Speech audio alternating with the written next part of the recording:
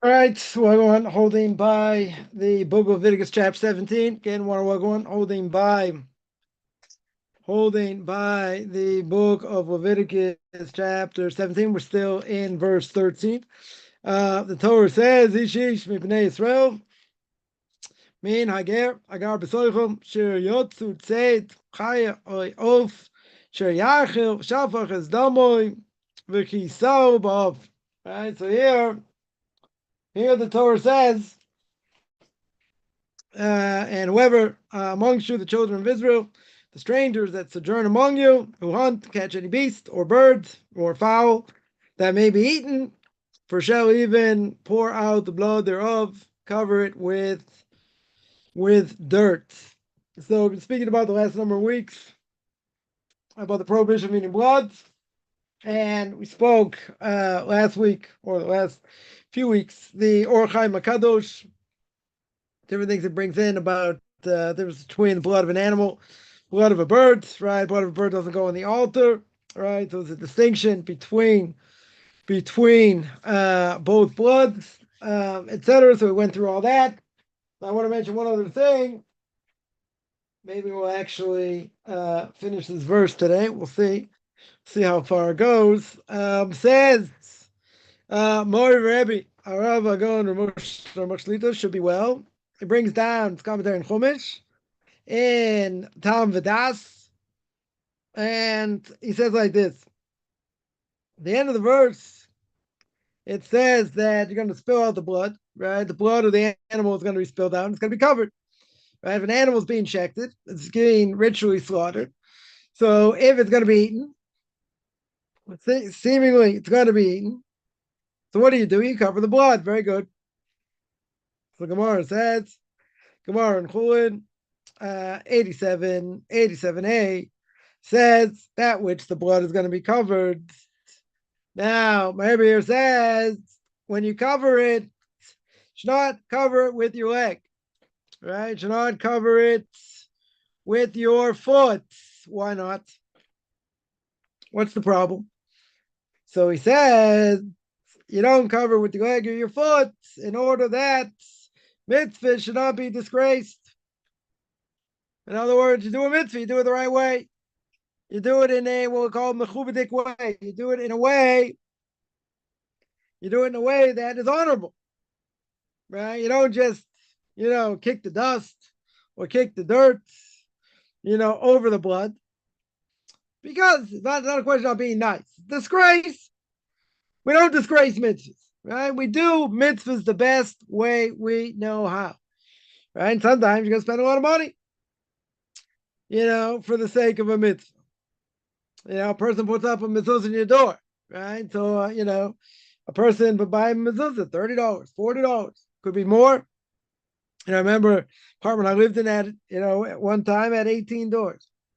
What are you going to do? Not cover the doors with mezuzahs? Any place that needed a mezuzah, right, outside of a bathroom, or a place where you don't use, right, you don't walk in or whatever, right, in general, it doesn't have a, what do you call it, a lintel, right? It doesn't have what we call a machkov. It doesn't have a thing where a wall, right, so to speak, that you would use that area. Obviously, you wouldn't put up a mezuzah on it. But there's a 617th commandment, right, or 618th commandment. That is mitzvahs cost geld, right? Mitzvahs cost money. So a person has however many doors in their house. Once they become a Jew, I wouldn't necessarily do it beforehand. You could if you want, but I wouldn't necessarily do it beforehand. And that is, you put a mezuzah. You got to put a mezuzah in every door, right? Again, except the door of a bathroom, which is a disgusting place, right? So even if it's clean, doesn't matter. You don't put a mezuzah there. So here, maybe it says you don't cover blood with your foot. Why don't you cover your blood over here after you kill the animal? Why don't you cover it? Why don't you cover it with your foot? Because we hold 100% it's a disgrace. And you can't disgrace mitzvahs. You got to do a mitzvah the best way you know how. So Rabbi says it's a disgrace for the mitzvah. You don't do it because what does that show?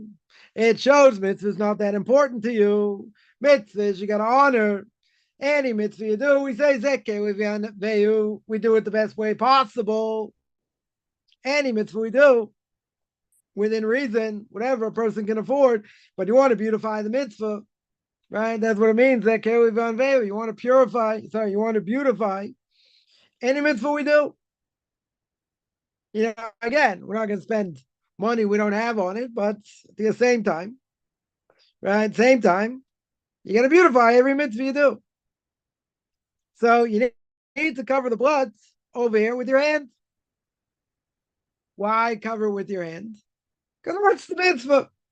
That's essentially the mitzvah. That's the way you do it. That's the honorable way to do it. It's not a question over here. As Kaufman would say, oh, you do it with your leg, you get a C minus. You don't get a C minus over here. You get an F, right? You get an F over here. Why? Because even if you get credit for covering it, even if you did it, even if you covered it, right? The whole point of the blood over here is to be covered, not the blood that goes on the altar, but the blood from an animal you're going to eat. Very good. So you'll say, I covered it. I already covered it. Very good. What's the problem? You did it in a disgraceful way. What gives you the right to cover it with your foot? You cover it with your hand. That's the way you do it. That's the honorable way to do it. Right? You're doing a mitzvah of the king. Mitzvah of the King of Kings. Right? He tells you this is how to do it. So you do it in a not nice way. In a disgraceful way. Now, technically, you could tell me, you did it. You fulfill your obligation. You cover the blood. Good. Yeah, it doesn't nullify the mitzvah. Right? There are ways to nullify it. There are ways to nullify it over here. This isn't one of them. The whole point is you cover it. Good. So someone's going to say, what do you want? I covered it. I covered it. But it's a disgrace. Right? Give an example. Take Cain and Abel. Abel brings of the best of his flocks. And he brings that as a sacrifice. They understood they should bring sacrifice. Very good. So Cain also brings a sacrifice. Right? The commentary saying, what sacrifice did he bring? Flax. He put flax on an altar. So Cain understood. God wasn't happy. His faith was crestfallen. So God tried to get him to repent. He got very angry. Anyway, has a discussion with his brother. Ends up killing his brother. But what happened over here? Didn't he bring a sacrifice? He brought a sacrifice. But he put dandelions on an altar. He put flowers that were like basically dead or not even beautiful. Right? To the King of Kings. You're going to put dandelions. That's going to be a sacrifice. What could Cain have answered? Cain said, I understood. I understood through nature I had to bring a sacrifice. Very good. At least they understood. But what did he bring? He brought dandelions. Right? Person has a child. Yeah. Child wants to bring the mother flowers. What does he do? Picks some grass up and puts it in a cup, puts some dirt in there. The mother says, oh, it's so beautiful. I'm going to put it on the windowsill. I'm going to water it every day. It's so beautiful. If a husband gave that to his wife, what's she going to do? She's going to throw it in his face. As deserved it should be in the person's face. What? That's how you honor your wife. Yeah, you give her dandelions. Give her a bunch of dirt, put it in a cup. Say, here, look what I brought you. I brought you this beautiful thing. This beautiful plant. She looks at it. It's like, what are you talking about? It's dirt in a cup with a few sprouts coming out. It's not a plant. It's not a plant. Right? So what happened? Very interesting. Cain understood he has to give a sacrifice. Right? He understood he had to give a sacrifice. Okay. He couldn't do any better than flax. He couldn't give it wool. He couldn't give it other things. He worked the land, okay? Couldn't find a beautiful flower. Something. He had to give dandelions. That's what it means over here. It's a disgrace. It's an absolute disgrace. right? What can a person answer? A person in theory could say, it's the thought that counts. Really? Think about the gift to his wife. It ain't the thought that counts. The plant will be all over your head, right? As deservedly so.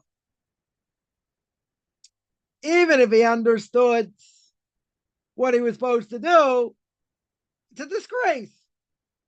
And God did not suck it up, right? He understood God wasn't happy. Good. Because he didn't do it the right way. He didn't do the mitzvah honorably. He did it, okay. God, I want to give you something. Here's the quarter of a pot of plants. A little bit growth coming out of it. Little flowers, this, that. Now, if we were all playing God, put on my funny George Burns glasses, my funny mustache, what would we say? Come on, that's how you honor me? That's how you pray to me? You gave me a bunch of dandelions. That's what you gave me? That's how you praise me? Zap. That's what we would do. We'd zap him. No question. That's not honorable. That's a disgrace. Right? The Rebbe here says, you got to cover the blood.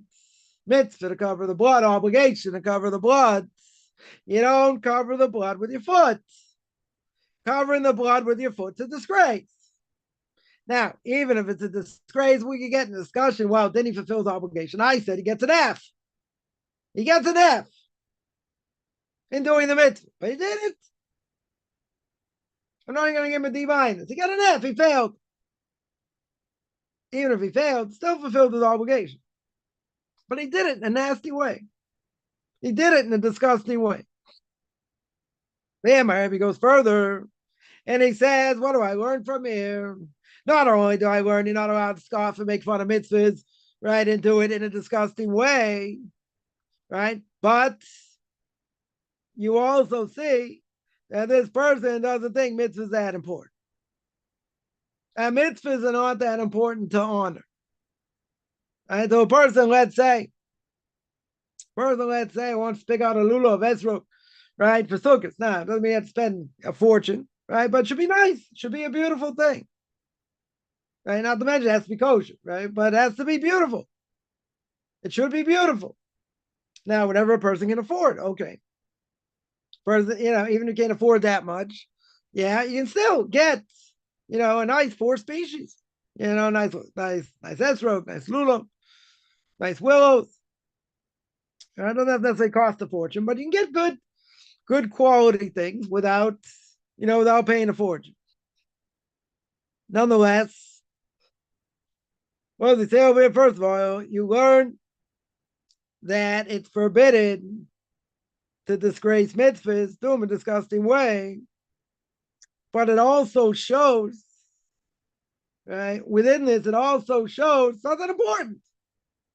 It's to the King of Kings, very good. But it shows not importance. And when it's not important, doesn't matter. I did this way, I did it that way. Okay. So maybe I didn't do it the best way. Maybe I didn't do it the most optimal way. Okay. Yeah. But if you're doing it for the King of Kings, I would think you want to do it in the most honorable way. Now, again, it doesn't have to cost you a ton of money. Right? Certainly not. Over here, dirt is dirt. You have to acquire millions of acres of dirt over here, whatever it is. Right? Dirt is dirt, fine. We're not talking about, buying the most beautiful esrog, the most beautiful love. I can use dirt, I can use straw, right? I can use potentially other things also. Okay. It's not going to cost you anything. Right? You're not gonna lose money over here. Very good. But you do it in an honorable way. If you don't do it in an honorable way, what's the first thing you learn? The mitzvah is not that important. That's the first thing. And he says further, he says you should be stringent to keep the mitzvah in a way that's fitting for the mitzvah of a Borei Olam. You should do it in a way that's going to be fitting for the creator of the world. Right? For the master of all masters, the king of all kings. That's the second thing you learn. You're going to do a mitzvah. Don't just you do it right.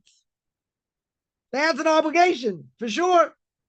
But if you do a mitzvah, you got to do it in a way it's going to make God honored. In the best way.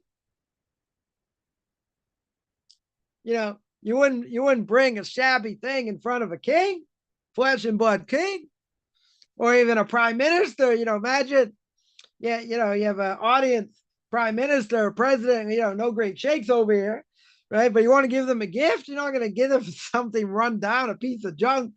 Say, I want to honor you.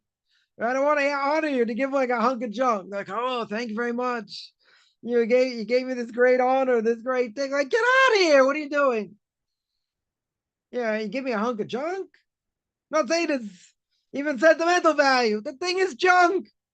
You don't give it. It has to stay junk. Right? Don't you think that's obvious? Wouldn't we say that's obvious? It's obvious. Nonetheless, what's Torah telling you? Torah's telling you when you do a mitzvah, you do it to the best of your ability. That's what you should do. Now, could a person skimp on it? Could a person be lazy? Sure. We can be lazy. You'll say, what's the difference?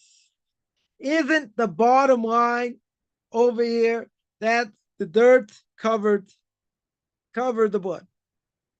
Right? That is the bottom line. That's what happened. Right? The dirt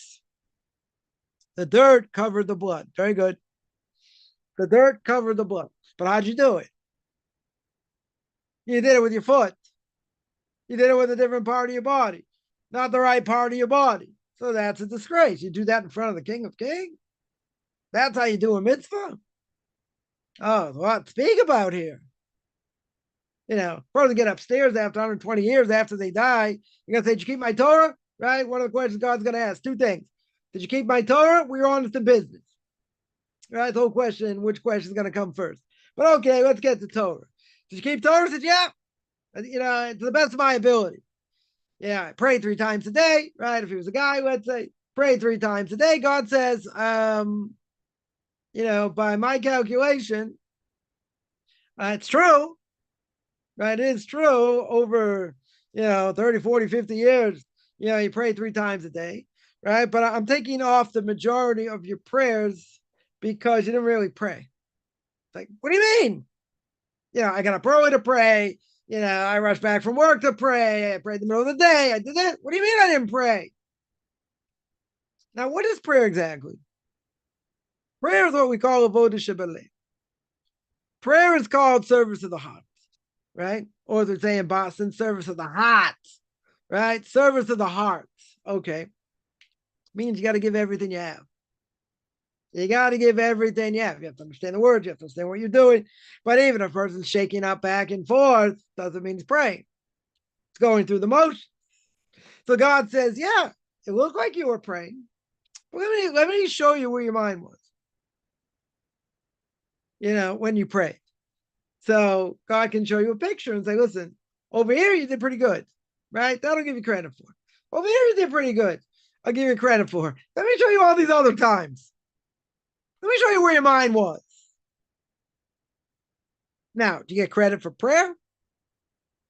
You should get some level of credit. I'm not going to give anyone an F here. You get some level of credit. Okay. Prayer is something that always needs to be strengthened. It's not an easy thing. Considering we say same prayers every day, right? Except on Shabbos, we had whatever. But prayer is a hard thing. It's hard to be in tune, right? So you could say, well, when everything's going good, don't we pray better? Or I would say, if a person's back's against the wall, you have no one to turn to except Avinu Shebashamayim, except our Father in heaven.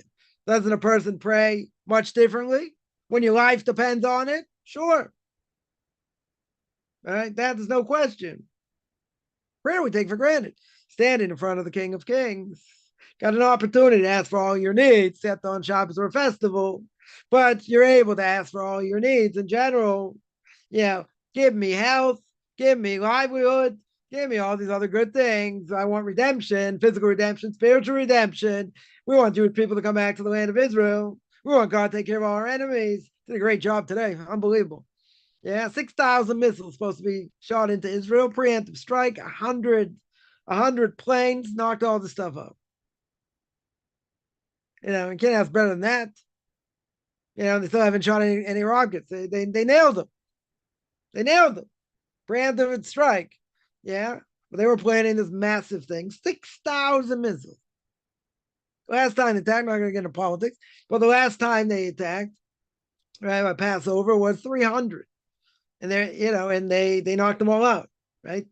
6,000 is significant, much higher number here.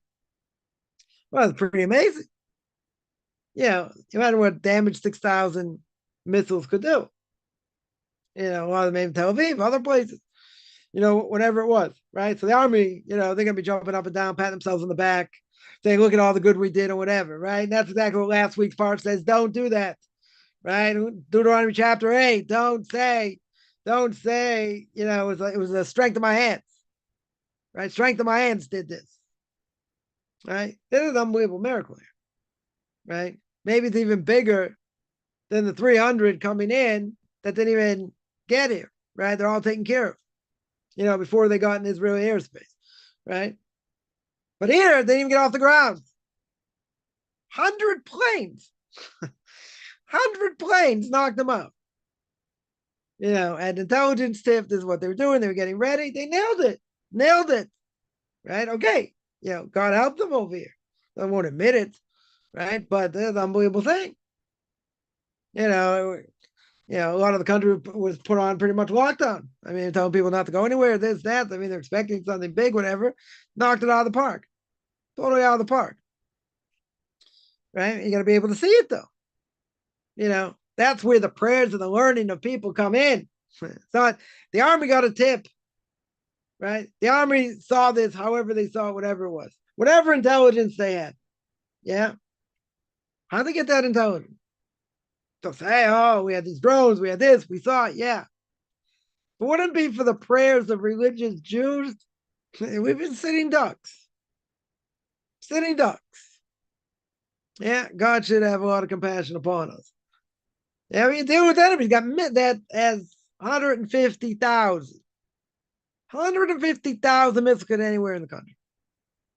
And they're all deep, deep underground. Yeah, but they nailed it. Right? Give credit, but that's not where the credit goes. Credit goes to God. He's one who took care of it. It's pretty unbelievable. Shut down the airport. They're telling people in certain places don't go anywhere. I mean, whatever. And then they just knocked it out.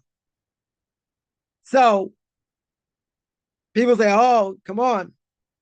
When people sit and learn all that, yeah. People sit and learn and people are praying, has an effect. Can have a major effect. Other things can happen also, not saying not, but that's the divine protection. Not the army. The army will say, of course, what we did.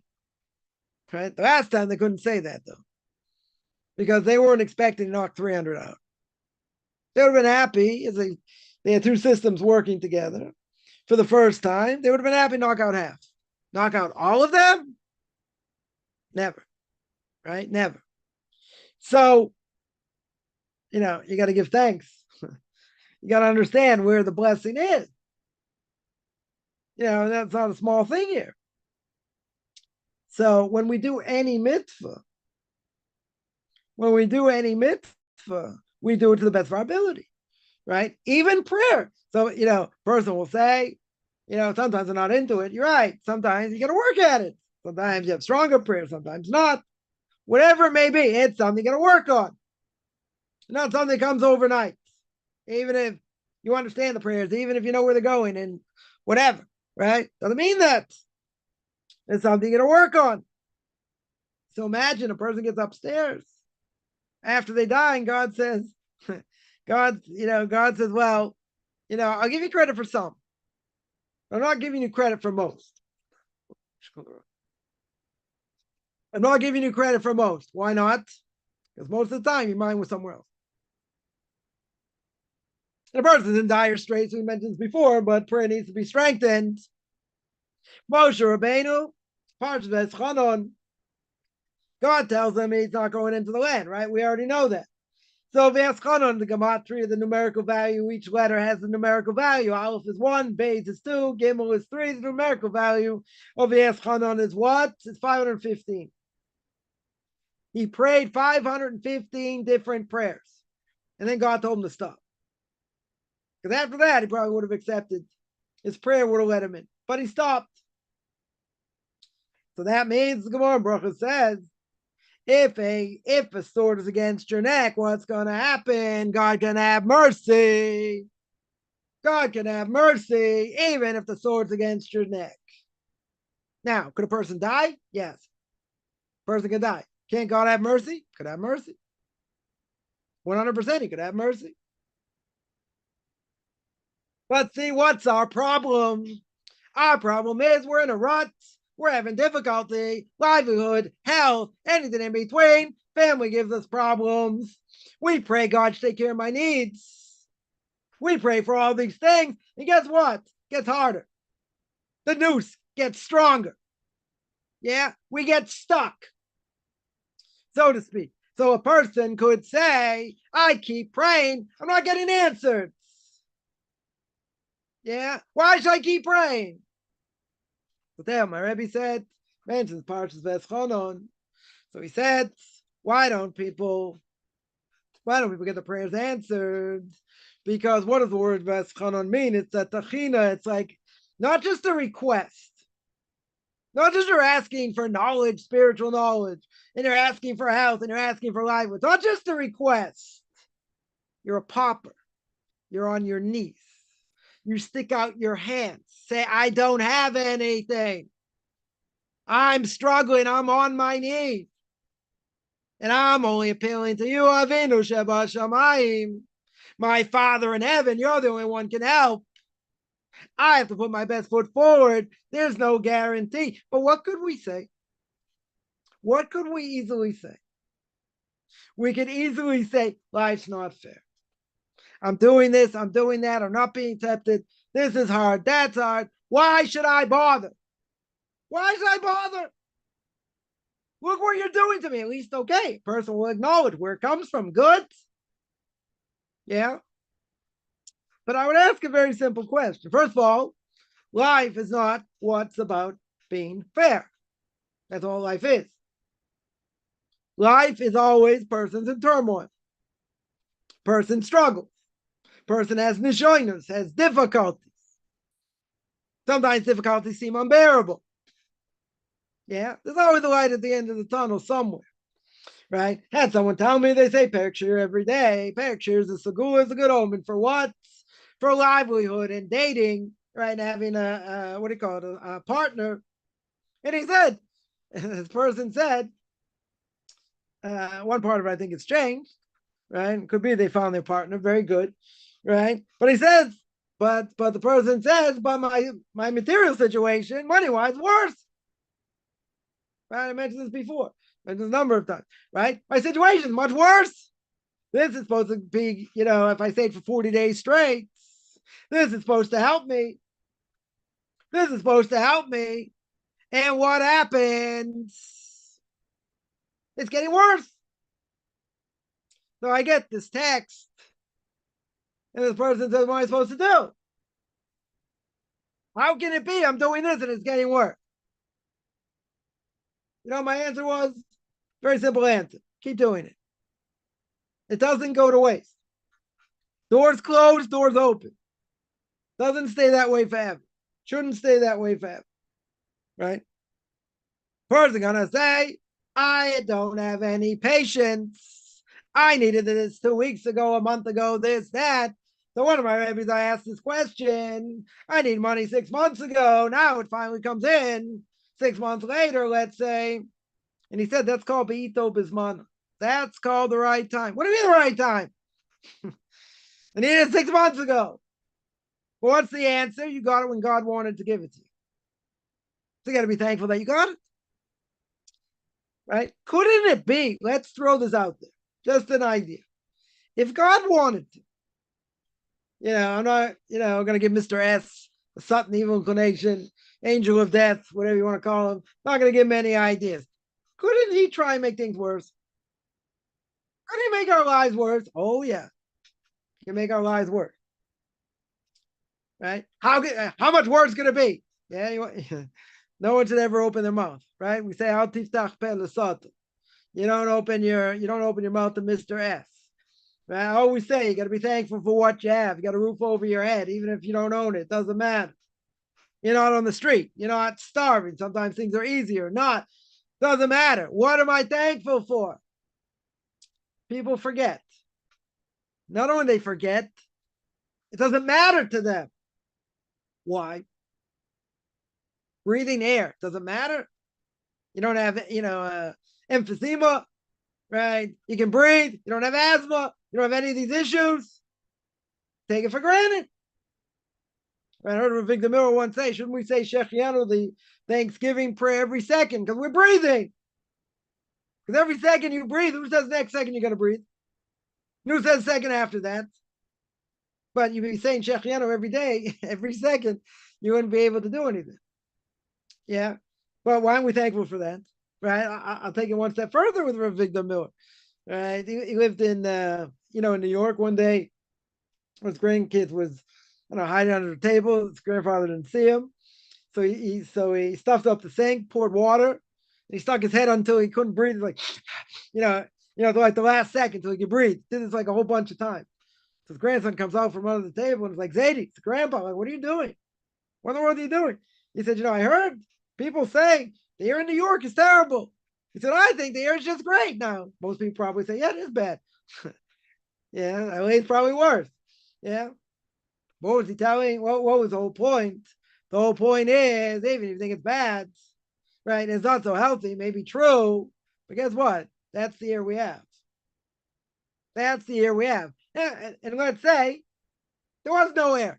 If there was no air, you wouldn't be alive. You wouldn't be able to breathe. You're going to say that's not the point. That's exactly the point. We take so many things for granted, but why can't we see the goods? Why can't we see the cup is half full and not half empty? Because you get slaughtered in life. And you get beaten down in life. And then people complain. And this isn't fair. And that's not fair. They look at what other people have. Forget about what other people have. Nobody cares what other people have. It's irrelevant. Oh, they have it easier. They have money. They have power. Nobody cares about me. And I get beaten down. And then, life, again, is not about what's fair. We have trials. We have tribulations. We got to deal with them. 100%. We have to deal with them. And it's not so easy. Okay. But that's like saying life is so hard. Then what's the point? I do more of this. I do more of that. I say more to him. I learn more Mussar, more ethics. I give more charity, whatever I can do to try and change this. And nothing seems to work. Oh, so there's probably a block in heaven somewhere, right? There's something else going on. But remember one thing that people seem to forget. And that is when I put my best foot forward, says the Chovos Levovos in Shar Bitachon, in the gate of belief and faith in God. What do they forget? That the Ishtadlus, by putting my best foot forward, does not guarantee me spit. Doesn't guarantee me anything. I have to do it. There's no question. But at the end of the day, is that a guarantee for success? No. Because where's the salvation going to come from? Yeshua's Hashem Karafayin. Salvation of God can come in the blink of an eyelash. Very good. It can come from anywhere where you least expect it. Where you least expect it. I think prayer goes to waste. Prayer doesn't go to waste. Yeah, sometimes the answer may be no. Maybe, whatever. But prayer doesn't go to waste. Right? I've heard people say, well, I live outside of Israel. The only thing I can do is pray. If you know what prayer was, you wouldn't say that. Prayer has got a lot of power. Tehillim has a lot of power. Tremendous amount of power. Imagine the prayers that stopped this attack. The learning that was able to stop this attack. It's a pretty potent attack. Yeah, God forbid. Could have created havoc. 6,000 missiles. prime minister, defense minister were an underground bunker. That's how serious it was. They were in some underground, some bunkers or whatever, somewhere in Tel Aviv. I don't know, somewhere well under the ground, in case anything happened. That's a serious thing. No joke, right? It's no joke. But it's only through God's mercy and prayers and learning that stopped it. That's it. The military will say otherwise. Okay. Right? But that's exactly what we said in last week's parsha. You don't say, the power my hands did this, that's bad. That is bad. Now, here's the miracle clouded in tremendous hiddenness. Right? You don't see God's power here. What do you see? The power of the army. Right? The stip or whatever, this information that they had. But they're able to stop. It was pretty amazing. Unbelievable. You think about it. Well, how does something like that happen? Something like that happens through learning and through prayer and through God's protection. Now, someone will say, well, what happened on October 7th? That was a decree. No prayers could have stopped it. There were no prayers to stop it. That was supposed to happen. That was already decreed on Rosh Hashanah. There's no way to stop it. No way to stop it. So you can have decrees that go wild, God forbid. And there's bloodshed. And a lot of, terrible things. And there are things that God stops. We don't, there are many things God's going to show us later that we could have done irreparable damage to ourselves, and God stopped it, but we don't see it. We don't see it openly. Yeah, why not? Because we always say, if God would open our eyes for 1 split second, show us how the world works, and what he's doing, we'd all drop dead of a heart attack. Moshe Rabbeinu himself, and this comes up all the time. People say, I'm going through this, I'm going through that, I'm going through the other thing. What's the measure for measure? And what's the answer? You don't know. Right? A lot of times we can't figure that out. But Moshe Rabbeinu himself, I think it's kind of a chutzpah question in a certain way. Why? Because Moshe Rabbeinu says, God, I want to see you face to face. What does God say? In the book of Exodus, God says, no one can see my face and live. You can only see me from the back. What does see me from the back mean? See me from the back means you can only understand things in hindsight. And even then, we don't always understand. Sometimes years later, or many years later, we put some pieces together. Some things we'll never figure out. Nonetheless, you got to look into your action. Because whatever a person goes through right now, whatever it is, it could be something God's paying you back, something you did 6 months ago, a year ago, 2 years ago, right? Could be recent, right? It won't be yesterday. Most likely it's not going to be yesterday. Because God has mercy. He doesn't have infinite mercy, right? But he's got mercy for a long time. And he's not going to exact punishment until he feels he has no choice. Until he's exhausted all his options. Right? But we don't see that. We don't see the mercy, so to speak. We just see the hardship. And when a person only sees the hardship, what do? They complain.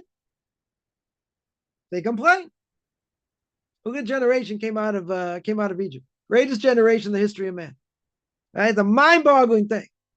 They missed the fish. They missed the watermelon in Auschwitz. You remember what happened in Auschwitz? What happened in Egypt? 20% of the Jewish people came out. That means 8 or 9 million people died by the end of the plague of darkness. That's 80% of the Jewish people. They saw the miracles in Egypt. They saw the miracles splitting the sea. They saw God on Mount Sinai. They saw the manna fall from heaven. They saw all these miracles. All these miracles. And they survived. So you ask the question, what are they complaining about? What in the world are they complaining about? They missed the fish? Really? The manna tastes like anything they wanted. One tastes like fish. One tastes like a burger. That's what it tasted like. But what was going on? Right? What happened when the manna finished? God gave the manna to each family however much they needed. Some got more, some got less, depending on the size of their family. Very good. But what happened when the manna was eaten? Oh, mother hubbard, ain't nothing in the cupboard. There ain't nothing left. Nothing left. What's going to be tomorrow? Gee, I don't know. Well, we got manna yesterday. Should we get today? Maybe. Maybe not. Maybe they sinned. Maybe something. They're not going to get it. Very good. Yeah, but we've been getting it for so long. Is there a guarantee? Not a guarantee. What did God want? God wanted them to work on their emunah, wanted them to flex their emunah muscles. Had they done that the right way, they would have gone straight into the land. But what happens?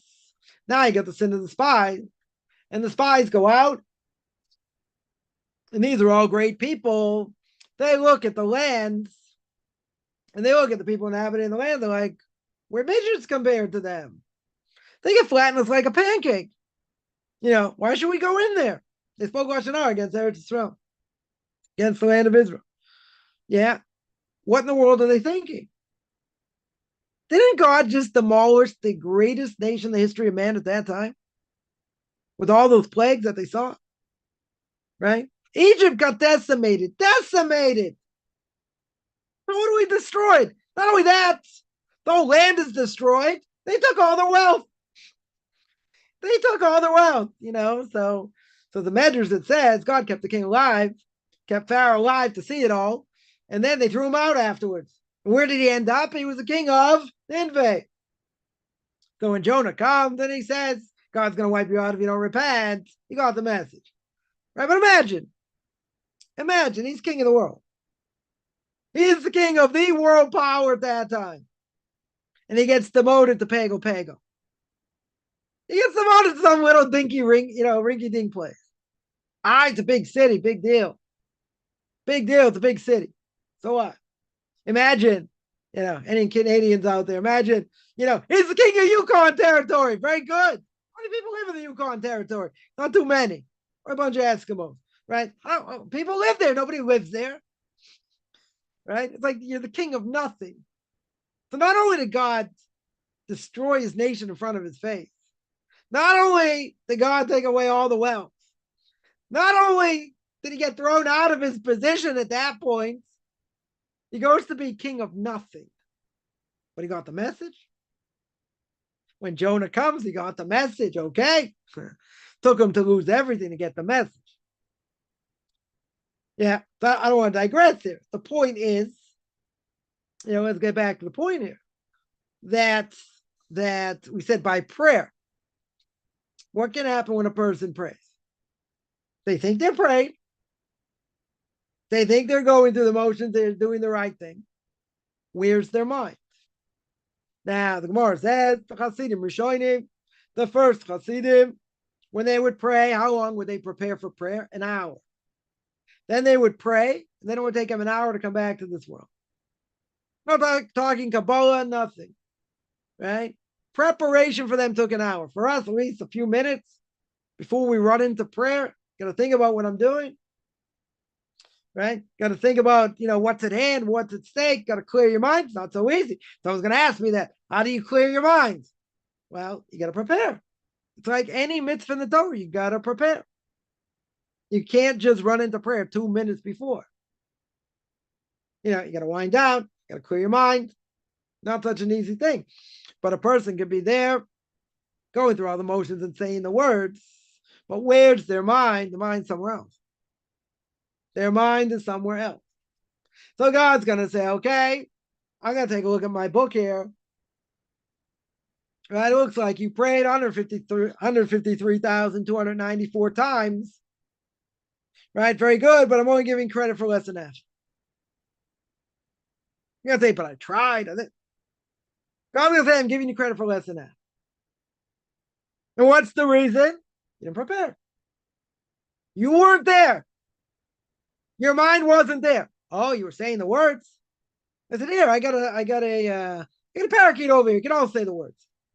You can also take 3 steps back, 3 steps forward. Very good. Are you any different than a parakeet? Because of course I'm different. You gave me a soul. Parakeet doesn't have the same soul. I can make decisions. Good decisions, bad decisions. Yeah, great. You also have the ability to use your mind, to control your mind. And where's your mind? 86,252 times. Where was your mind? Your mind was somewhere else. You just wanted to finish. You don't want to give me the praise. Okay, I have an obligation to pray. I'll go pray. Yeah, I'll go pray. Very good. So what's the word? Just saying the words. So now getting a whole discussion because someone's going to say, come on. What are you talking about? If I can't have intention, or I don't have proper intention, what's the point of praying? Obvious question. And the answer is going to work. It's something you're going to work at. Now, someone mentioned last week, if they want to do supposed to do, they want to be alone with God, they want to go, let's say, into the, they want to go into the forest or wherever.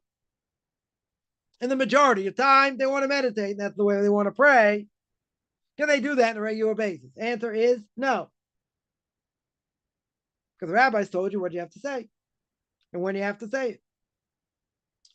Does that mean you can't say your own prayers? No. You can say your own prayers. But it's going to be outside of the prayers that you have to say. So someone says, but they don't speak to me. That's it. If a prophet, one of the, some of the Anshe Knesset Agadolim, the men of the Great Assembly, were prophets. They were prophets.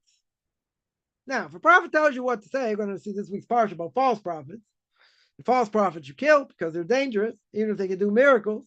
But if a prophet tells you this is what you got to say, and this is what you got to do, you're going to question it? Now, some people would. They're going to say, I don't relate to this. I don't relate to this language. Don't you think this is an ego thing? I was going to say, no. I just, I don't relate to this. Okay. But again, if a prophet is telling you, beyond the shadow of a doubt, this is what you have to say and when you have to say it. Now, don't you think the onus is on you? That the obligation is on you to learn the prayers better, be able to say them better, to prepare better? Because doesn't the prophet know better than you? Doesn't God know better than you? We don't try and reinvent the wheel, right? People think, oh, I'm going to do this better.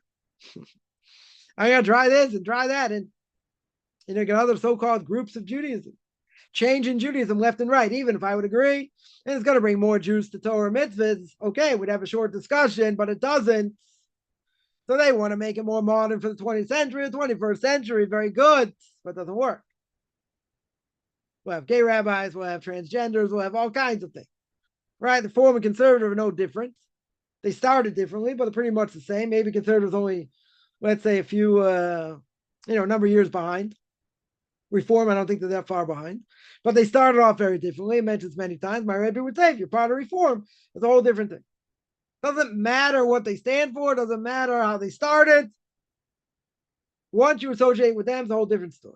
But conservatives know better. They're certainly know better, right? That's what I would argue. And they do the same things.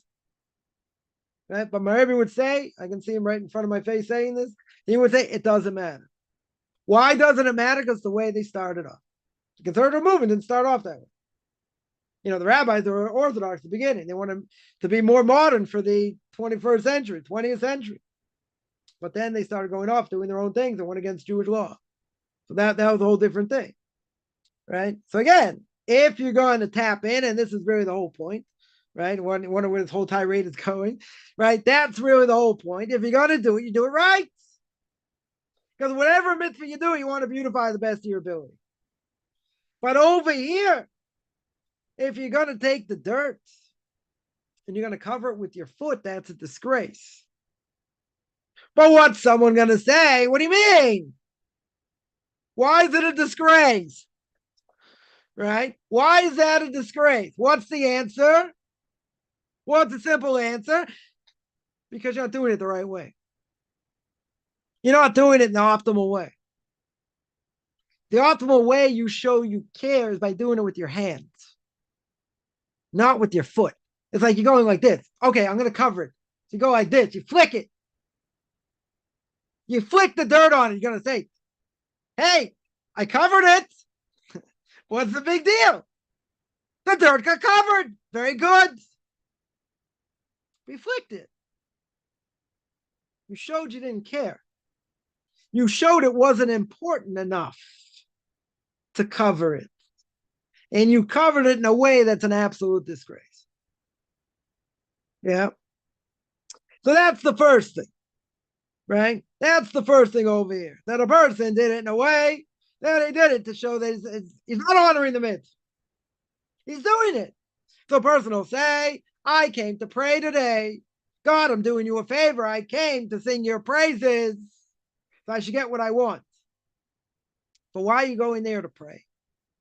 What's really the rationale behind it? Because they don't want to find hell forever. Yeah, they don't want to get punished. So they'll go pray. Now, some people won't even do that. They don't feel like they want to pray, or they're too lazy, whatever. They won't do it. Okay. God gives you golden opportunity. Golden opportunity to pray. The question is, why does God need our prayers in the first place? Right? Go back to prayer here. Right? If God knows past, present, future, what am I going to tell him? I'm going to say, God, those beautiful rings around Saturn, they're beautiful. He's like, thank you very much. He says, the moon looks like sliced cheese. Oh, it's unbelievable. So like, thank you very much. Pluto, that great frozen tundra, even though it's not a planet anymore, no offense. Yeah, God's going to say, thank you very much. Oh, gravity, right? Gravitational pull, the world's expanding. Thank you very much. You think God cares? What am I going to say to him? God needs my prayers? Doesn't need my prayers. He's got everyone else singing his praise. He's got angels singing his praise. He's got the wind. He's got the stars. He's got the moon. He's got plants. He's got animals. They're all singing his praise. Problem is, they're all programmed. They're all programmed. Now, we come from underneath God's heavenly throne, whatever that means. That's the soul goes in the body. And he breathes in the spirit of life. So he gives us the ability to speak, to make decisions. Even though animals make decisions, they can decide to eat, not to eat, whatever. They are programmed DNA. We got free will. Very good. So God doesn't need my prayer. 100% doesn't need my prayer. So why does he allow me to pray? What's the point? Pain. No. Right? Pain for us. No. Why do I say no? Because it's a golden opportunity. Because that's how I have a connection to my creator. Praise him for who he is, for what he does, for nature that he keeps together. Imagine if the earth would go out of its orbit a drop. And then it goes out more and more. Well, guess what? It starts to get a little bit closer to the sun. You know what? We'd be incinerated. Wouldn't be just like global warming. We'd be incinerated, right? We'd turn into dust because it'd be so hot. We'd just explode. Now, let's take the other side. Big burst of wind, I don't know, comes from outer space, knocks the earth the other way. So it goes further out. Very good. What's going to happen? We're going to freeze.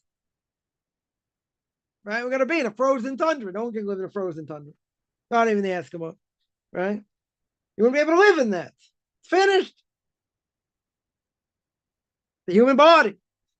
Person goes through Chosavova, studies the heart in Shar Bechina. I'm going to speak about that later. The miracles of the human body. Person can never be an atheist. You learn this. Or you learn biology properly. Just reading through the miracles of the human body. How can you say it's by random? It's by chance. It's impossible. Absolutely impossible. You look at what the stomach does. You look what the intestine does. You look what the eye does. Unbelievable thing how the eye can see. And all these different things. How could that be random mutations? I mean, logically, you want to tell me that, how the hand works, and what happens, that's all random? I mean, that's pretty callous, to say such a thing. Yeah, it could happen, evolution. Not everyone believes in evolution either. Okay. But the human body, if you look at the human body, one little thing goes wrong. Mentioned this last night in Pirkei Avos. I read a story of a child, 4-year-old, had psoriasis. So the general practitioner gives this cream, that cream, the other cream, nothing works. Gives antibiotics, this, that, nothing works. Nothing worked. So what did he do? Send her to a specialist. dermatologist, top dermatologist. What happened? Even though she had high levels of strep, gave her this antibiotic, that antibiotic, other things, nothing worked. Right? They had a last option. It was like some, I don't know, some medication that gives to cancer patients. Like that was like the last option. Try and like kill this thing altogether. It was like the absolute last option. And this dermatologist is like going out of his mind. He's like, I don't understand. He's got all this knowledge. Try this, try that, try the other. Nothing. Nothing's working. It's getting worse. Conditions getting worse. So he basically threw up his hands. He's like, I don't know, I got such a high level of strep. Whatever, go see an ENT. Go see an ear, nose, throat doctor. Go to see an ear, nose, throat doctor. Doctor takes one look at the tonsils. So I got to take them out. Tonsils are humongous. Got to take them out. Took out the tonsils. Did a test on the tonsils. Where was strep in the tonsils? Yeah. Strep within the tonsils. Gave antibiotics, whatever. Within a few months, gone. Gone. All the psoriasis is gone. Now, spoke a lot about this last night, right? But, medicine's not infallible, right? Plenty of things they don't know. Plenty of things they don't know. But went to a top dermatologist. I mean, you should know how to treat, psoriasis, I would think, right? If it's top, if it's top, what do you call it? A top dermatologist. Why shouldn't be able to, it's skin disease, right? Is he supposed to be an expert in skin disease? I mean, you saw by COVID, we're not going to go there either, right? But you had, people who are supposed to be experts in infectious diseases, they blew it, blew it sky high. Finally, they realized, it was actually something that was concocted in China in a lab. Oh, very good. That was a conspiracy theory a number of years ago. Now it's coming out as fact. Okay, so without going into all that, right? Spoke enough about it last night. But what does it show? People worship medicine. It shows they don't know nothing. They know very little. They know how the body works. They can tell, okay, take this, take that. But like, you can take a world expert, he can be baffled. He said, well, this should work like this. This should work like that. This went on for, I don't know, I forget how long, what the time frame was. It's like months. This girl wasn't necessarily in pain, per se, but took its toll on her body. Had splotches all over her face and whatever, and other parts, whatever. So it's not infallible. But when you look at the world in general, we understand like fraction. What's going on. Go back to the human body.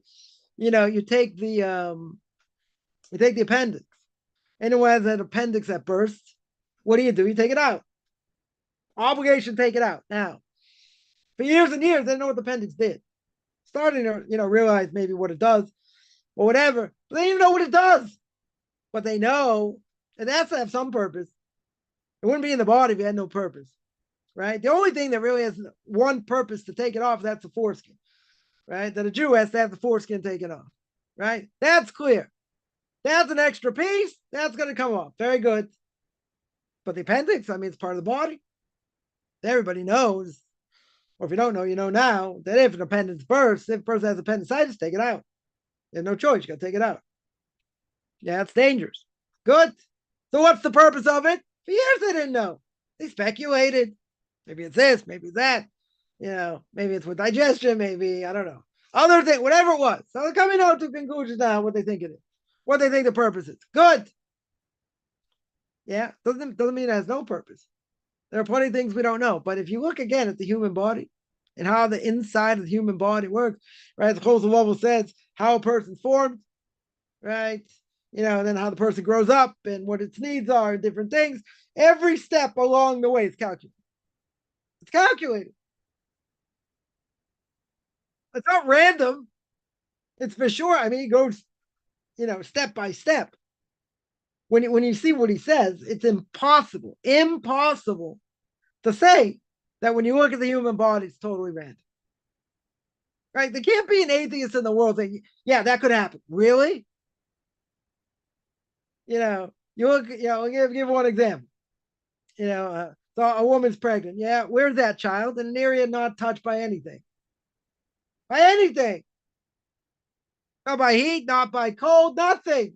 gets nurtured, right? Food goes through the bloodstream, goes through the placenta. The kid eats, everything's good. The baby grows and grows. Yeah, but it's tucked away. In general, nothing should happen to it. It's safe. It's an area you can't get to in general. And then the baby comes out, can't do anything. Right? Then it sucks the parents dry for years. That's what they're good at. Everything revolves around them. But he goes through this whole thing, how the body forms.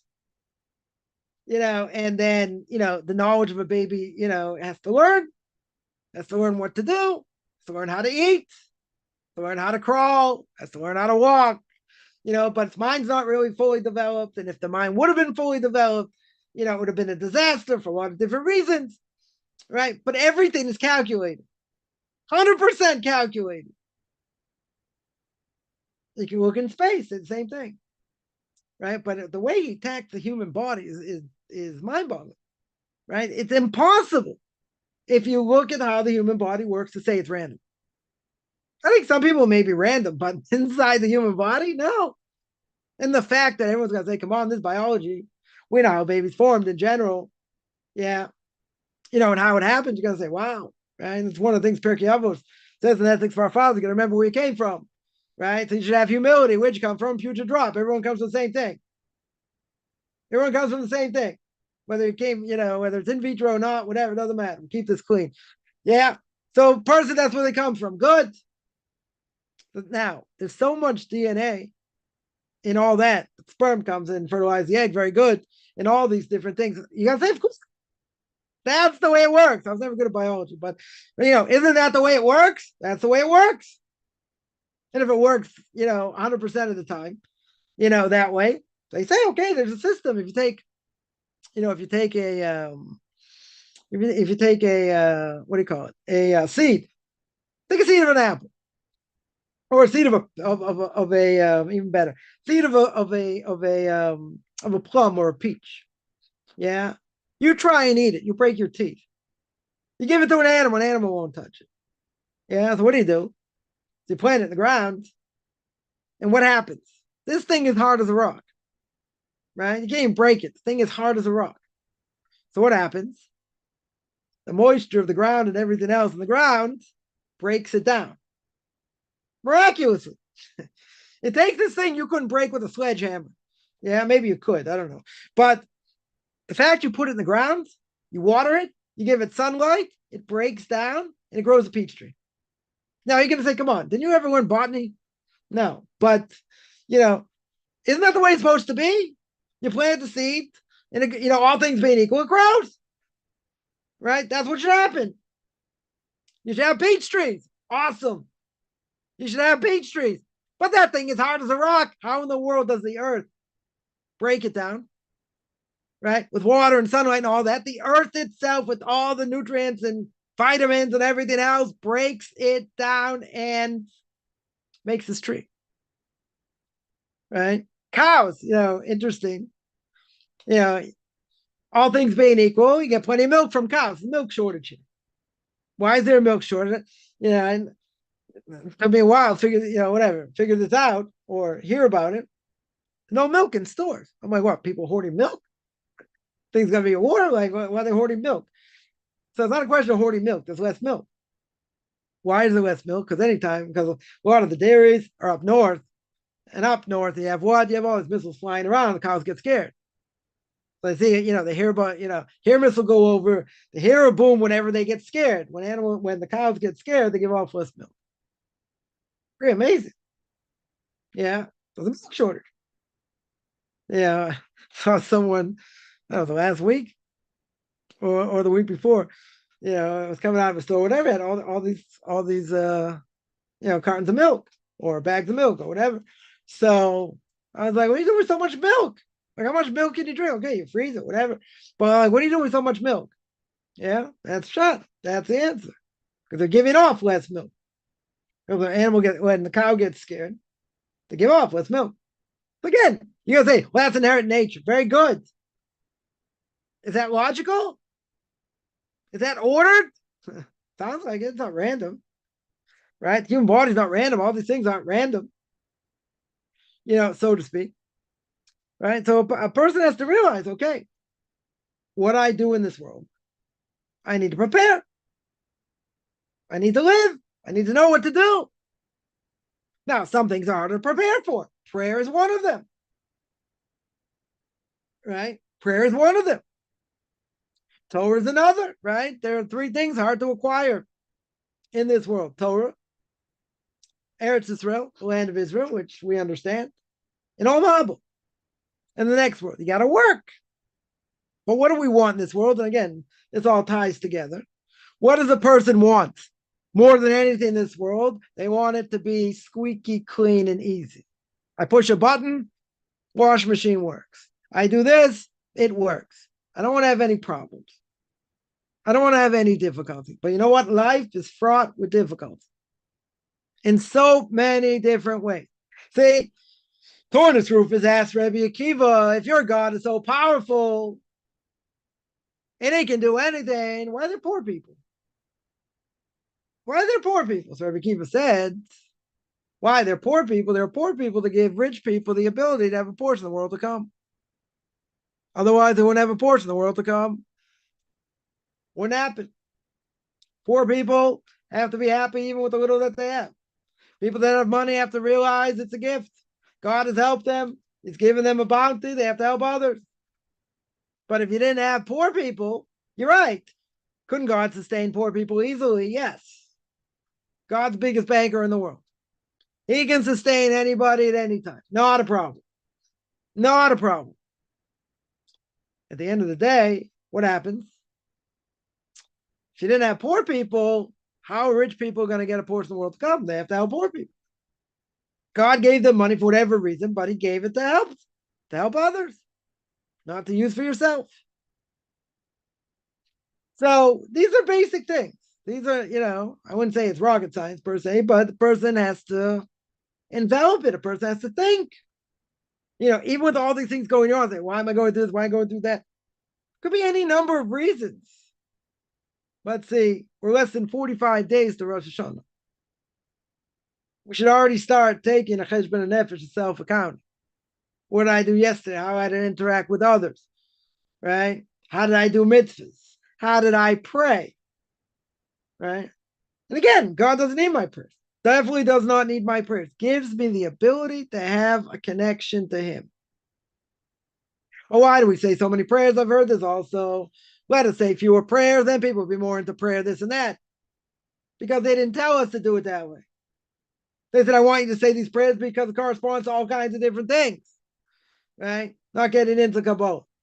Yeah? So there's a lot of things to tune into. I think everything's going to be easy. Everything's going to, going to hit a button and, and everything's just going to be so easy.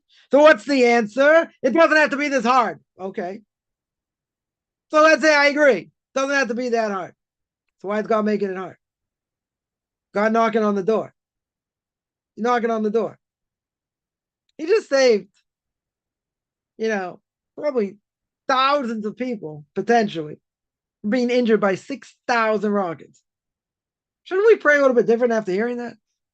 Shouldn't our mitzvahs be different? Sure. Even if a person wasn't affected, they don't live in Israel. Okay. But think about it. What's going on now, without getting into politics, is a global thing. It's not just an Israeli problem. They're starting off here first. We're the guinea pigs. They're going to start here first and then work their way around the world. They already have all the proxies around the world. That's the scary part.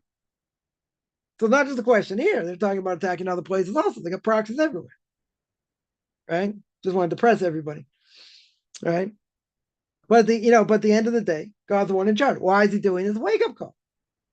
There's a huge wake-up call. Right? Coming before Rosh Hashanah is not not a coincidence over here. And everything's happened, it's not a coincidence. But he wants something. Right? What's the most important thing we have to learn here? And that is God's the one in charge. That's the most important thing. Everything else doesn't matter. I have to put my best foot forward. He is the one in charge, period. And I say it once, I'll say it twice, I'll say it 100 times. That is the mantra you got to say at least 100 times a day. Don't care if people laugh at you, whatever. You have to say God's the one in charge. Opens up doors. Doors it opens. because you realize it's just you and him. He's the one in charge. The Chosel Vova says, let's take one step further. See, there are a lot of questions here. Take it one step further. The end of Shar Cheshbon and Nefesh. The end of Shar Cheshbon and Nefesh, taking self-accounting. God said, the Chosel Vova there says, after going through 30 ways to take a Cheshbon and Nefesh. I think they gave 165 classes or more on it, or 45, 145, 48. I forget exactly what the number was. In either case, one of the last thing he says is, if God's the one in charge, then then whatever man does, good, bad, or indifferent, they have no effect on you. You're gonna say, what do you mean? They could say bad things. They could, what do you call it? They could give me a hard time, cause damage, this, that, right? They could. But God's using them as a stick. So therefore, a person can't do any good or bad unless God wants them to. So essentially, you're living in this world only with God. That's what Chosel Vova says. Only with God. What do you mean? Right? What's the obvious question? The obvious question, what do you mean? I live in a place. I live in a town. I live in a city. I got to deal with other people. Right? I don't live by myself. It's not just me, God. Not like I'm just living, I don't know, some igloo somewhere or some ashram somewhere, wherever it is. I'm just communing with him. It's just him and me. But he says, how are you looking at the world? You're going to say, I have to interact with others. Got to do business with others. Got to, that's how you make a living and you bring in money and other things. You're right. You got to put your best foot forward. But realize one thing. Anyone who comes in your path, no one can do anything to you unless God wants them to. In other words, if this person comes to harm you and they want to harm you, why don't they harm you? Because God stopped them. Now, we'll look at it in natural terms. This happened, that happened, the other thing happened. But what's the real reason? Because God's the one in charge. God 100% stopped him. You didn't see it, you didn't fathom it, but that's what happened. That's essentially what happened. But this is an unbelievable thing. An unbelievable thing.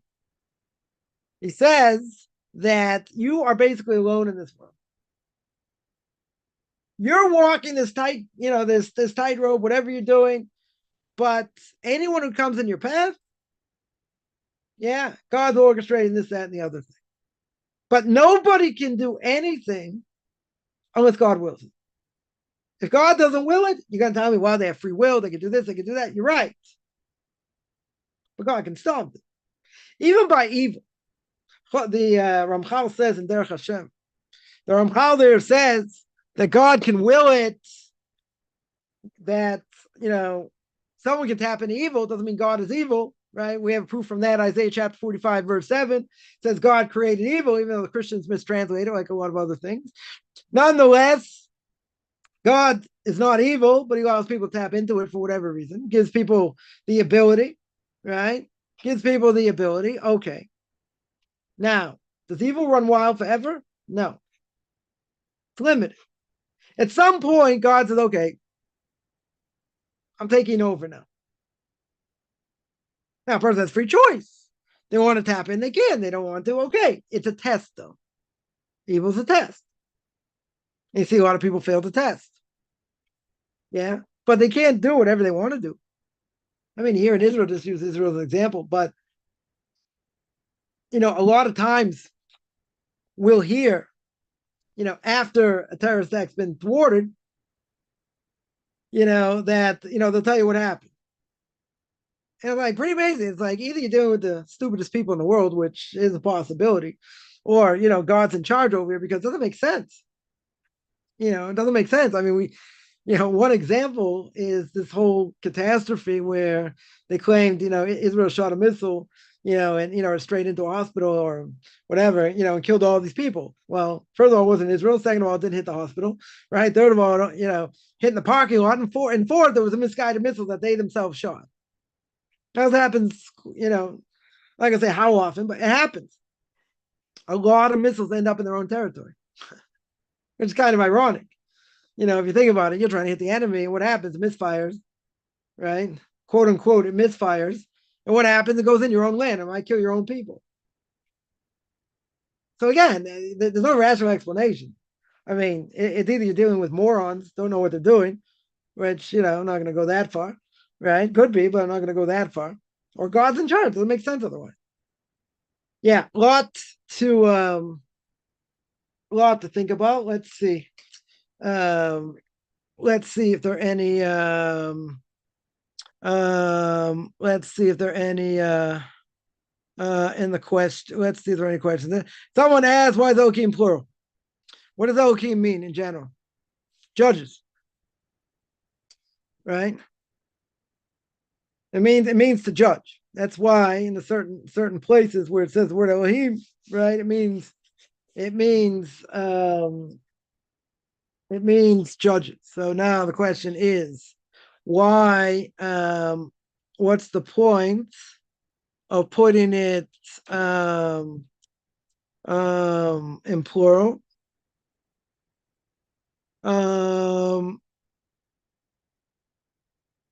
So one potential answer is that we have to understand grammar. Why? Right? What's the idea of grammar over here? Grammar, first of all, the word Elohim also, can mean God of judgment. Right? Now, usually in other languages, let's say Latin, let's say even in Arabic, there's the usage of what we call the royal we, right? In other words, we refer to a king. Sometimes we'll say we, right? Isaiah talks about that, right? Isaiah chapter 19, I think, verse 4 speaks about it, that he uses singular and plural together, right? Singular and plural together, regarding who? An Egyptian king, right? In the hand, masters and a brazen king, right? Plural. Now, obviously, isn't the king one, right? He's one ruler. Genesis, you have that also. Potiphar, but Potiphar says, and Joseph's masters, plural, took it. So again, masters is in plural. So masters should be singular. You see it in a number of places. I give another example, Exodus chapter 22, verse 10. It says, its owners, plural, shall accept it, singular. Right? We're talking about one master. Right? So none of them, if you look at all these different cases, none of them could be misconstrued as referring to more than one. Right? Or certainly maybe what the Christians would say, see, it's talking in the plural, it must mean the Trinity. Right? Because they're all technically, plural over here. So that's possibly that is possibly one reason why you would have in the plural. Let me see. Whoops.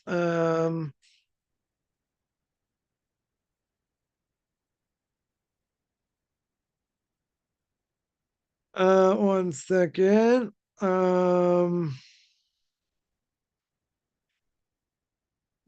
Someone asked, read an Akev, that Moses built an ark before the first tablets were given.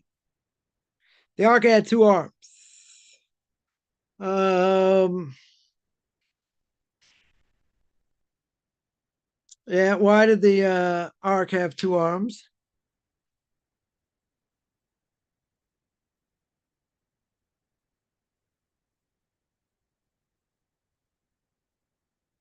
All right, what's the answer?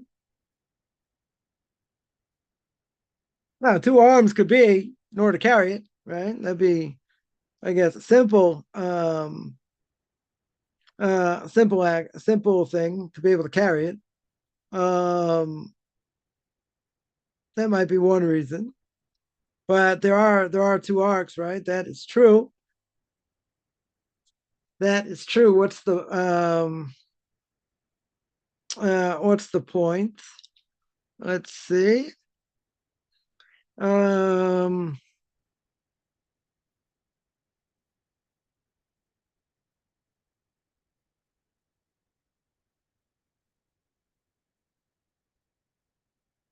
So here, the ark um, was really made up of three boxes, right? Two gold and one wooden. Wooden placed one of the golden boxes, other golden box placed inside the wooden box. So that made up the iron itself. What are the arms on it? That's a good question.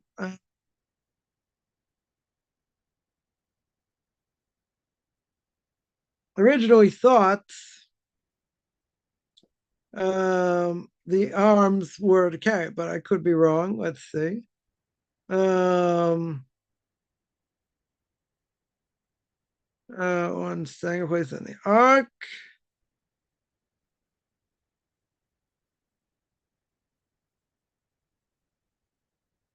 All right, that I have to look into.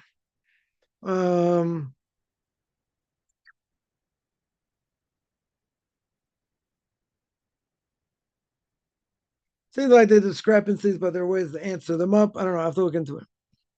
I'll have to look into it more. Yeah, someone mentions about that struggles are there to strengthen a person. That is true. 100% true. And nobody wants to hear this either, but the whole point, we're here in this world to toil, right? To struggle, but in general, makes us who we are.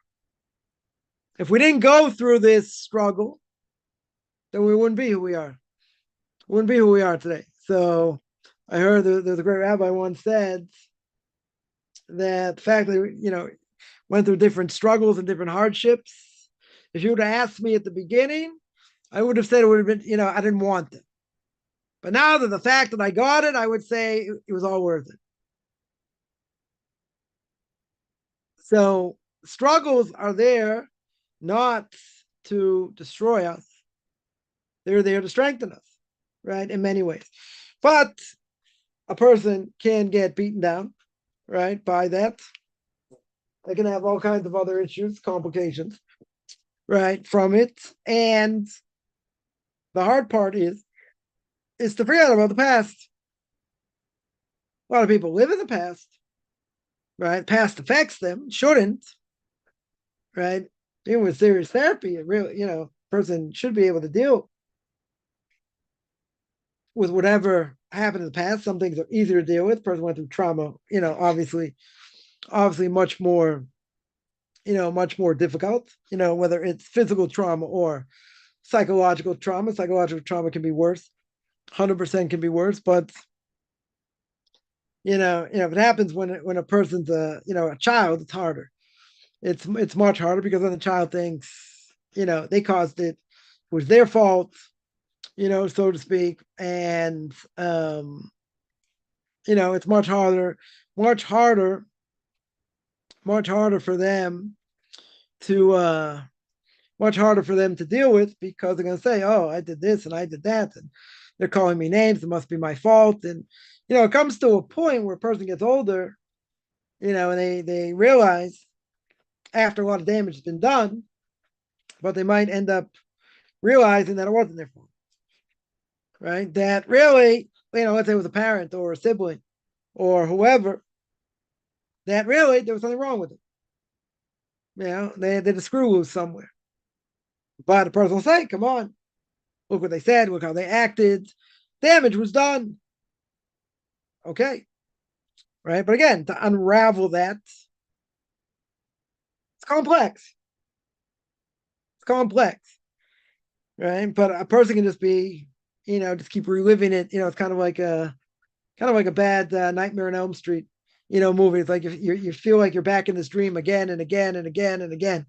Right. It's like you're going through the same thing over and over and over again. And there are triggers.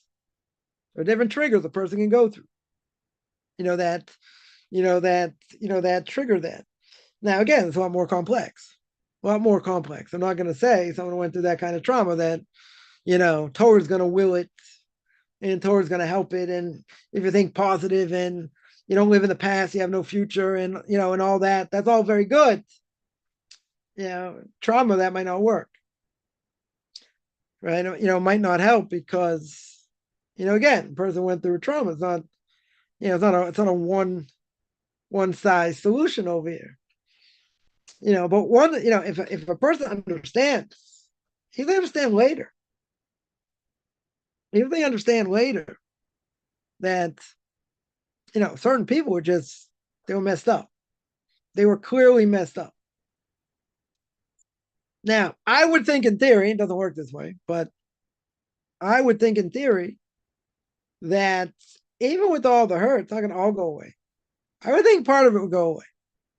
Part of it. Knowing that this person was seriously messed up, that wasn't your fault. So even all the things the person playing in the back of the mind, they said this, they did that, locked me in a dark room and they, did all kinds of terrible things. True. That's very true. And the pain is real. I'm not going to say not. Again, I'm not a psychologist, so you take what I say with a grain of salt, right? The pain is real. But, if a person realizes at that point, you go back in time and that they're still in pain, but they look at the person, let's say they're going through this. They're going through this and it still affects them. Again, psychologically, I don't know if it'll work or not. Or psychologists say, I'm just blowing smoke here. But in theory, if a person puts himself in that situation, they put themselves in the exact situation now that, absolutely terrified. They screamed at, they're yelled at.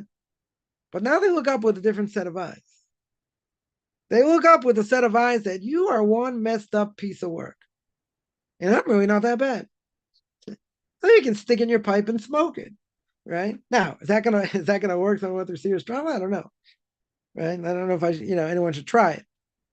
But think. But imagine. Someone said this, someone did that, and yeah, it brings up all kinds of negative feelings, right? Brings up a lot of negative feelings. But now a person's got the power. They got the power because now they understand.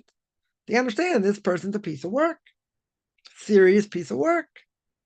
And you know what? It can be, I'm not saying it will be, but it can be so liberating to understand this person's seriously messed up. I came to this conclusion when I was a teenager. I was older. I was older. When I came to Orthodox Judaism, that my serious complaint was I thought the whole world was messed up. That the whole world was seriously messed up. And people say, like, you think you're God's gift to the world, you think you got all the answers to things, whatever, and it's either I see a psychiatrist or a psychologist, which may be true, or a lot of people in the world is seriously messed up. That was the conclusion I came to, after all these years being educated. Didn't make sense to me. Totally didn't make sense till I came to Torah. Once I came to Torah, it made a whole lot of sense. Everything made sense. I don't say everything. Most things made sense. But the pain's still there, right? There was still pain there. But today, many years later, certain things you can't do anything about. Certain things people will say anyway. Not going to let it trigger. No point to let it trigger. Right? Where they're coming from, it's okay. It's not your fault. Spoke last few weeks, group spiritual coaching. I spoke, about this idea that someone comes, you don't have anything really to do with them. And even if they got sick, all right, you don't have to want to call them. It's easier probably to text them, but let's say it's a family member. Yeah. They did all kinds of terrible things, nasty things. Let's say, okay. So why should you have anything to do with it? Probably shouldn't. But what if it's shown bias? What if it's an issue of family harmony? Okay. It's an issue of family harmony. Okay, so maybe you have to do something, but it goes against everything you stand for. Right? It goes against your grain. So you say, what does it hurt? What does it hurt? So say, so don't call them. Send them a text. For the sake of peace, send them a text. What the thing no one ever wants to hear? No one wants to hear. You be the bigger person. You got to be the bigger person. Right? Now, what would we say? According to Torah. Who says? Who says you have to be the bigger person? Maybe you'll be over Torah prohibition. of holding a grudge. It's a lack of emunah, right? Because this person's a stick. God's using them as a stick to get to you.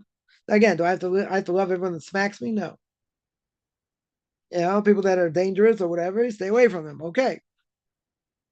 But in this case, you're not going to gain anything. So why bother? Right? Now, the question is deep down. Deep down. Do you want to see this person die? No. You want to see them repent? Okay. You don't want to see them suffer. Nobody wants to see anyone suffer. Okay. At the same time, is that going to get someone to make the phone call or send a text? Right? So someone will say it depends what they did. Depends how bad the things they did. But if we had proper emunah and lived our lives the way we should, isn't it true it's not going to bother us? Shouldn't bother us. But look what they did in the past. You're right. But now we have our heads screwed on straight. Now we know that they're a piece of work and there's problems there. So why am I going to get all caught up in what was done before? So someone will say, come on, they're triggers. Never fully goes away. Okay. But I can now look at it in a different way. I can look at it in a different way without being paralyzed. When a person says something, because someone says something, they were obnoxious before. What do you want to do? You want to answer them. You want to say this, you want to say that, you want to say the other thing. You want to get all rattled up. You want to answer them, put them in their place like they should. Okay. Is that really what God wants? Someone will say yes. Put them in their place. What's it going to help?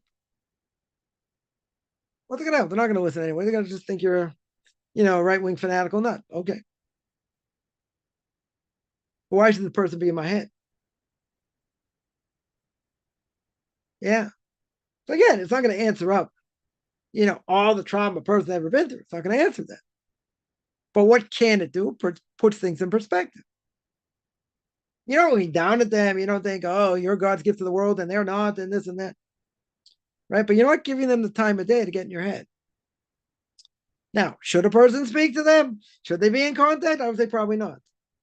But what if it's for the sake of peace? Even if it's for the sake of peace, this is something you'd rather switch your eyeballs with glass than do it. Very hard thing to do. Right? So what is the thing that people will say, right, to really make you feel guilty? So people will say, you're right. And if the script was flipped, they wouldn't be calling you. We wouldn't have been having this conversation. Very true. But you be the bigger person. Now, what would anyone say? I have to be the bigger person? Not me. Someone else has to be the bigger person? I can think of a lot of four-letter words you could say to them. Yeah. You're going to say, forget it. I don't waste my time. Feel bad. Maybe feel bad a little bit that they're sick. Maybe. Because they have it coming anyway. Look what they did here, look what they did there. Whatever.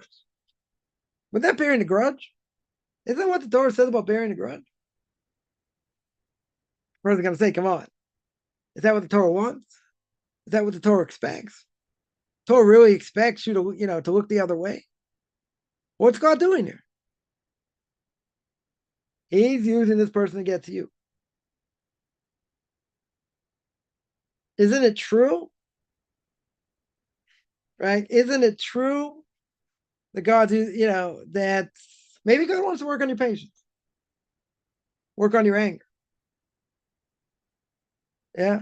Maybe that's part of the test. So if a person really works on themselves and they see this person just a piece of work and they deserve to be strung up in a white jacket and put in a insane asylum because they're basically insane. Don't care how intelligent they are. More intelligent, the more insane they are. Okay. An insane person, I don't care what they say. Doesn't matter what they say. Now you can say, but if they said, all these nasty things when you were younger, you're right. So now, I'm not saying it's a good thing. This might be a very hard thing to do.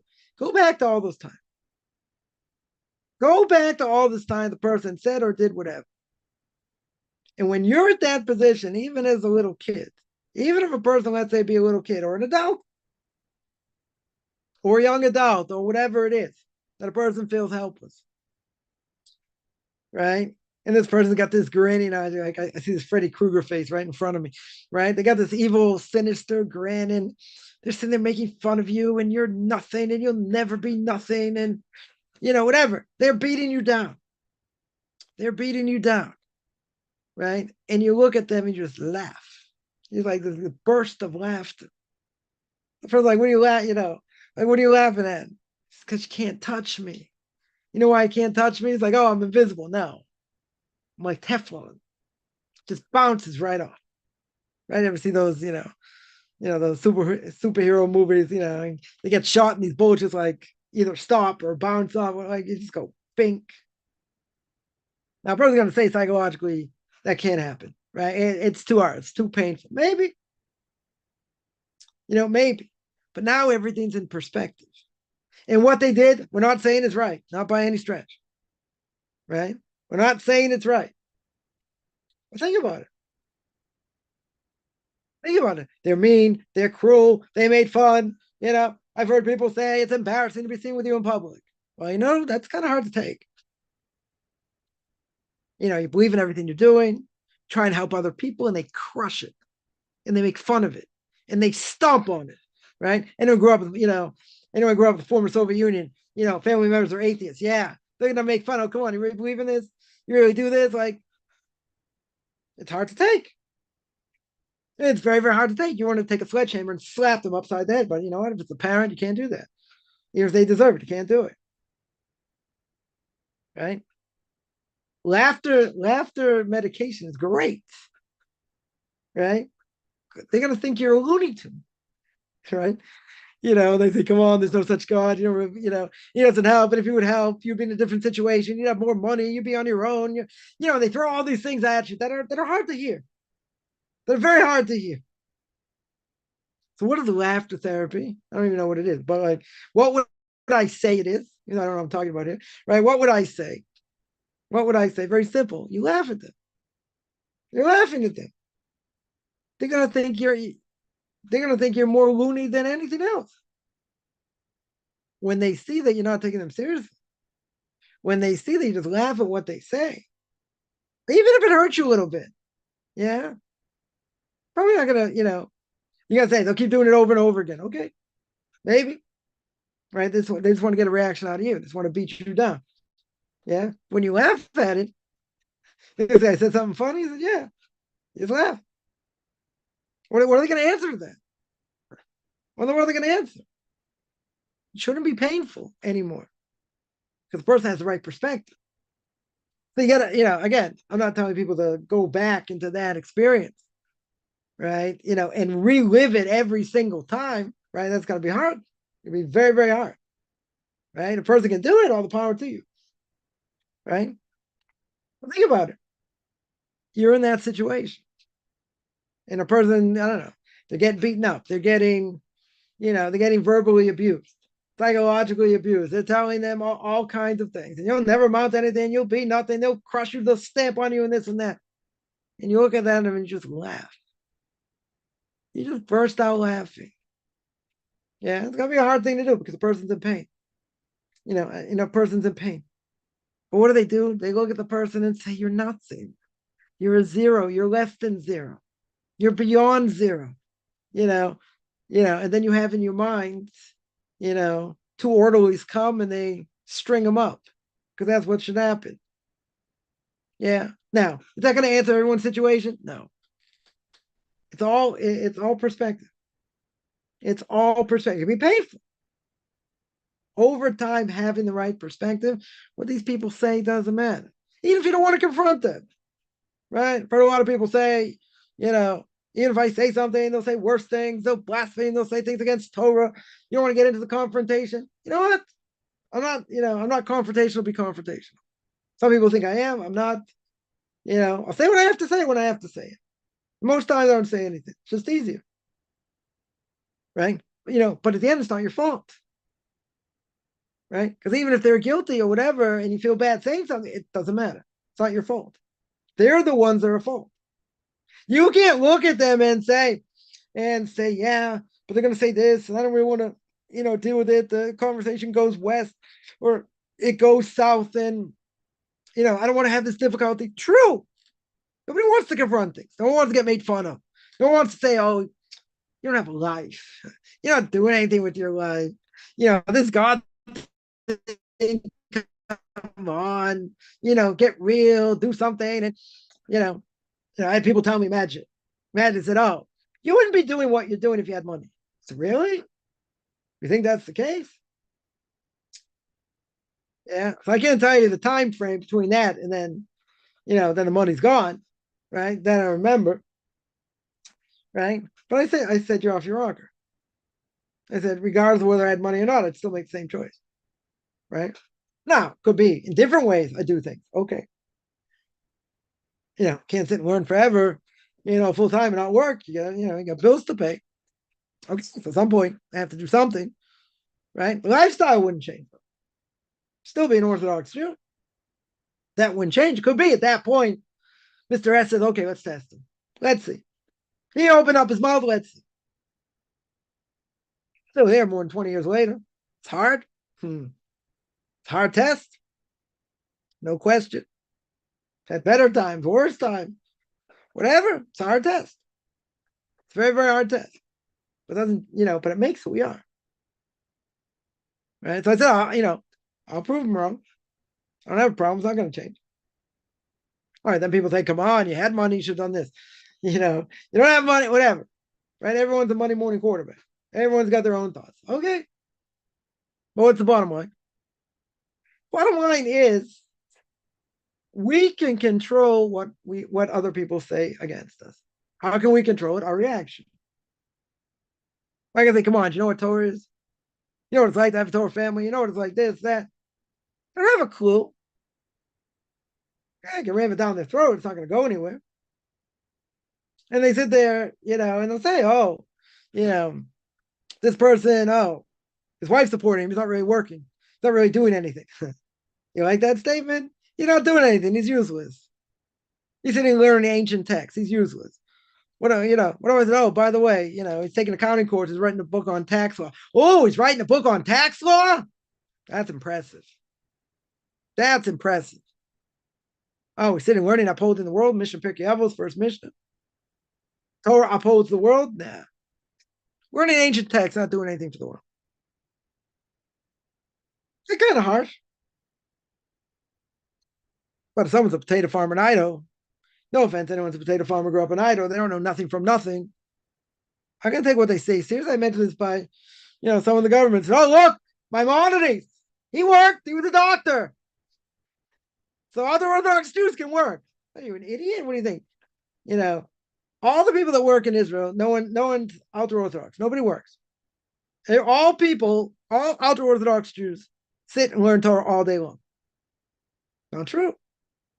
Totally not true. Statistics prove it's not true. You have people in the health field, computers, other things. Yeah, they're learning sometimes. They're not learning. How many people over the age of 25, sitting learning full time? Full time, not working? Very small percentage.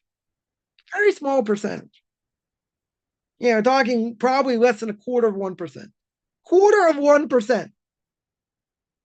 That's not like, that's like saying, oh, you think everyone's sitting and learning, when you look at those statistics, then you're telling me we need more people to sit and learn.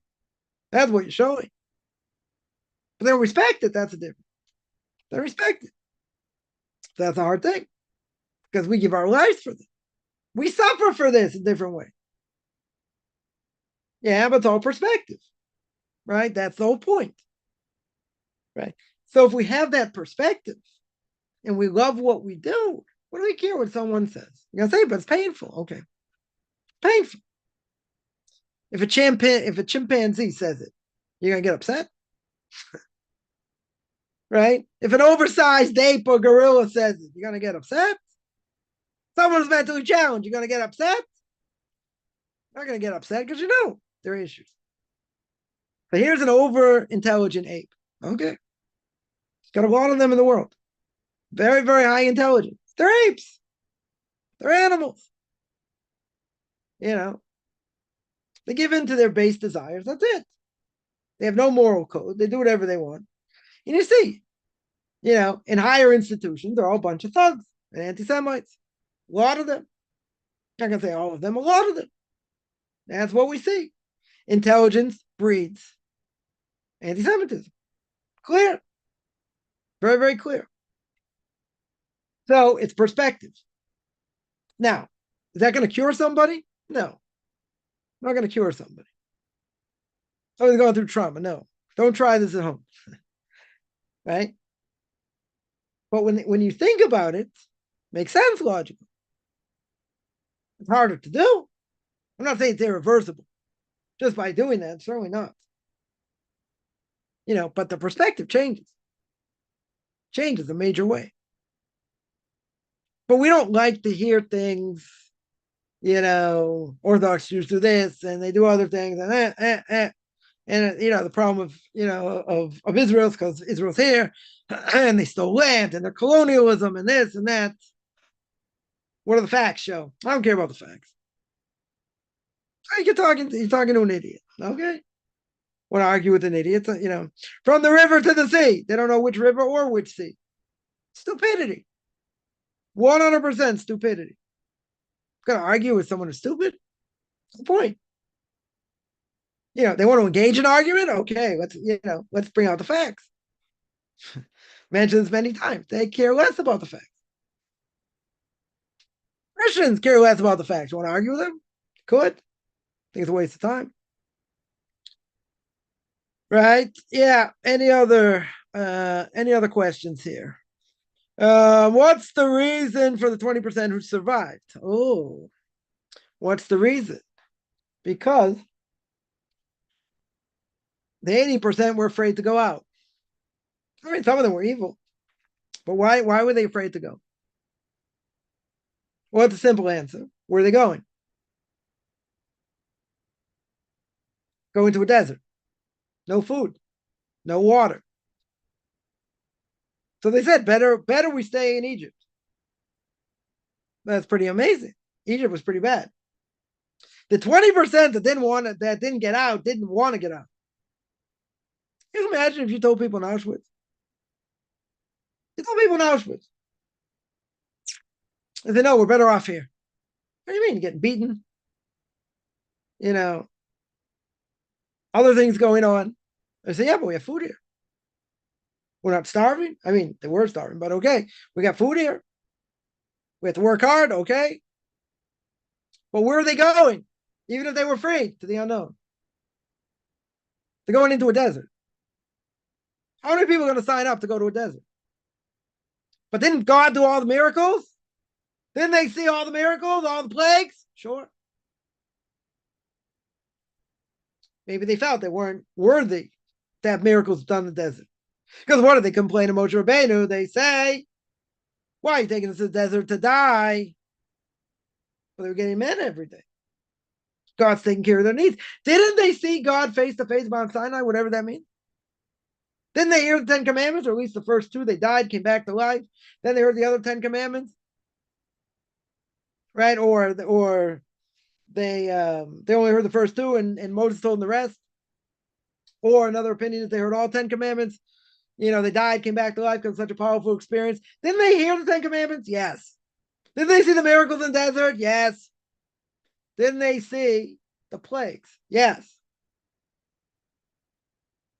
But some people felt, why would I want to go to a desert? I'd rather be here. I got food. I got I got everything taken care of. I got my needs taken care of, I'm being worked to death. But everything's being taken care of. Very good.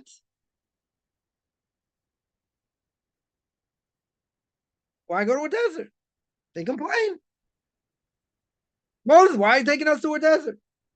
There's no food, there's no water. So the ones that didn't want to leave, a lot of them, why they didn't want to go, they didn't have enough emunah. The God would take care of the needs, or they felt they weren't worthy. Whatever it was. They said they don't want to go. What are you going to say? It's better in Egypt? You got a choice.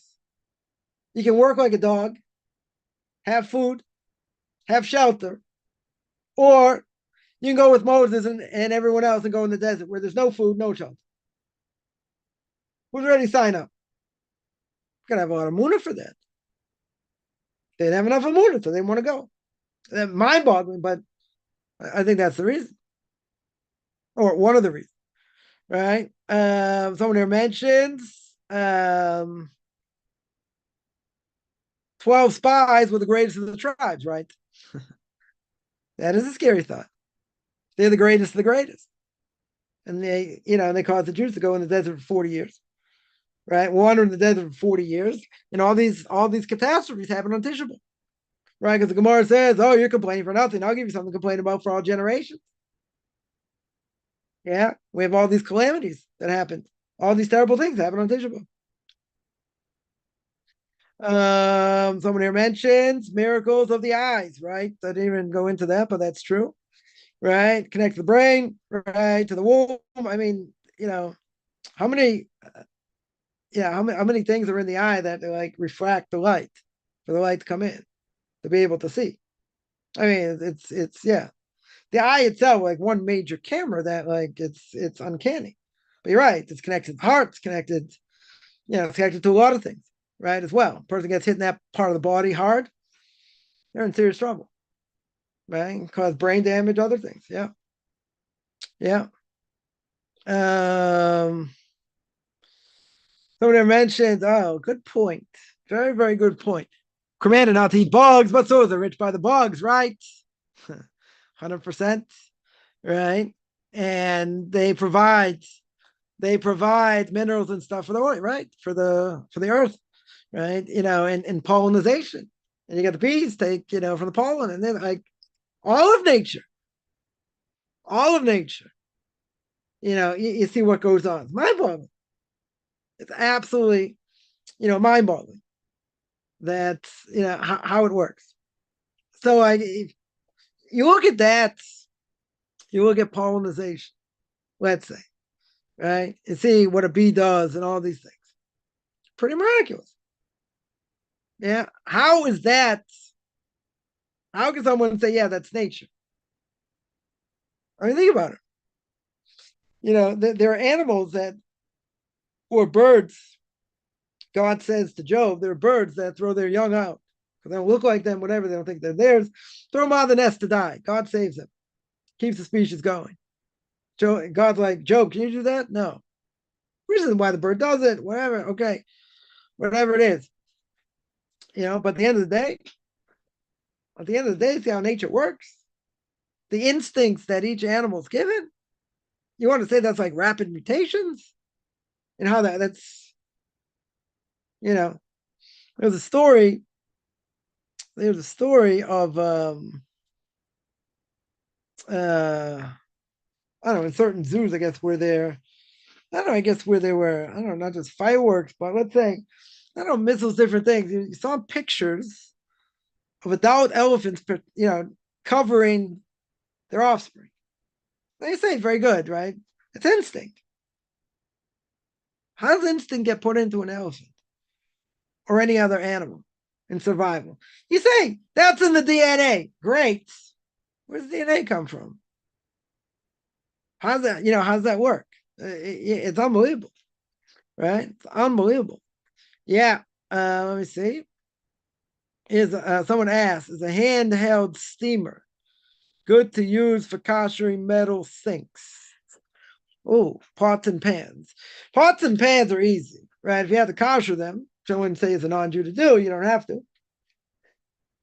You wouldn't have to convert it because every time you use them, they come non-kosher anyway. But the way to kosher let's say, stainless steel pot, clean it out, wait 24 hours, put water all the way to the top, boil it, and then stick like a coin or a rock inside so it flows over, right? That's how you kosher.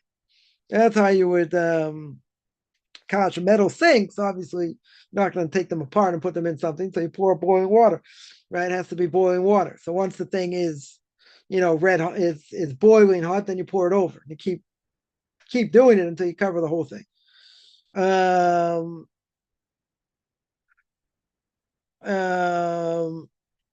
Yeah. What else? Yeah, the arcs I'll look into. So it mentions true forgiveness, honesty, taking responsibility. Oh, flashbacks are horrifying. Yeah. A person, let's say, was in combat. Yeah, can have all kinds of flashbacks. Right, that's what PTSD is. Right, you can't will that. People could be crippled for life that way. I mean, not physically. To see people around them dying, hurt, right, or both. Yeah, these are things you need serious therapy for, right? Because if you relive it, what I said to do is going to be very hard to do. Because if you relive it, you freeze up. Those type of things. That's not that would be, I would say, I wouldn't say counterproductive. I mean, it has to be done at some level, right? And to understand, to get the feelings out, whatever. But if a person keeps reliving it over and over and over again, yeah, it's very, very hard, right? Very, very hard. And just like anything else a person buys, a car, a steamer, I don't know, whatever, a kettle, you have to have a lot of heavenly help. A person could buy a car, it could be a lemon, it could be brand new, it could be a lemon, right? Different things. So too, a person needs therapy to get the right people. It's not easy to get the right people. Medicine, no different, right? To have the right medication, same thing. You tinker with this, tinker with that, throws other things off. Yeah, it takes, person gone through a hard time, gone through trauma. It's gonna take a while. It's definitely gonna take a while. If a person continues to relive it, it could be detrimental. But a person at some point has to, they have to confront it. And somehow be able to, have enough put together to get through it. It's not right. I'm not a psychologist by any stretch, but that it would take a lot to do that. Right? Whatever trauma a person goes through, right? And that's going to have to be, constant follow up and constantly working on things. Otherwise, just fall in the same trap, right? End up falling in the same trap, and it's it's unending, right? There's no way to stop it. But if a person gets the right therapy, a person in that case would get the right therapy. Then I would say that the right therapy, will help in could help in amazing ways. Does it get rid of it 100% altogether? Person has to be person has to be on the ball. They have to work hard. Right? They have to work hard at it. To make sure they don't succumb to the same things and whatever. It's constant, right? Sometimes better, sometimes not, right? But if you get the right people to help, then there are a lot of things that could be overcome. It doesn't take all the pain away.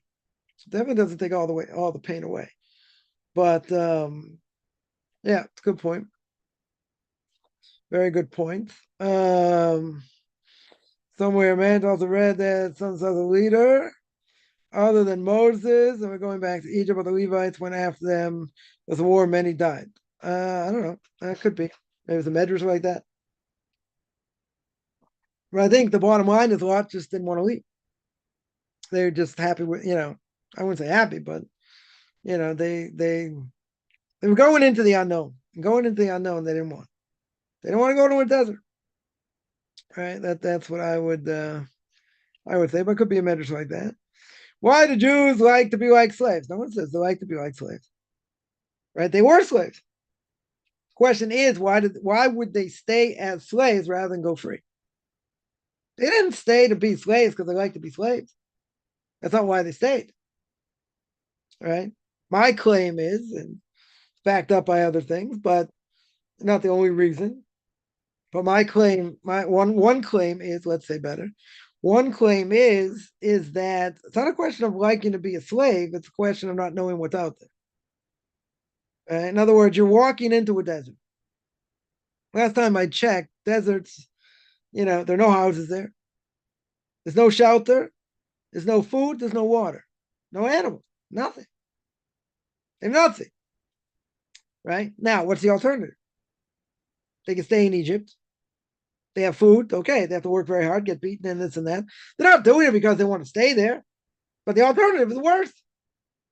The alternative is going to the desert, 10 times worse. So why go in the desert? Right? That's really the answer. or one possible answer. About being a slave, Hashem is God. When you're connected to the one, you're so grateful. Yeah, you should be, right? You definitely should be. But again, there's an issue, right? There's an issue, and the issue is we should be grateful for so many things. Why are we not? And what's the answer? Because we forget very simply the goodness that God has given us. That's what we forget. Because we look at things as being bad. Everything's bad. This is bad. That's bad. This is hard. That's hard. Very good. Right? There's no good. There's no good.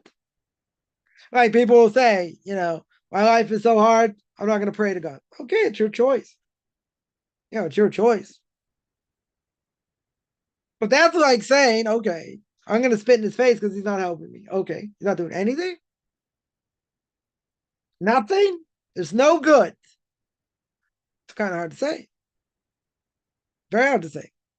Plenty of good things a person can see in their life. Plenty.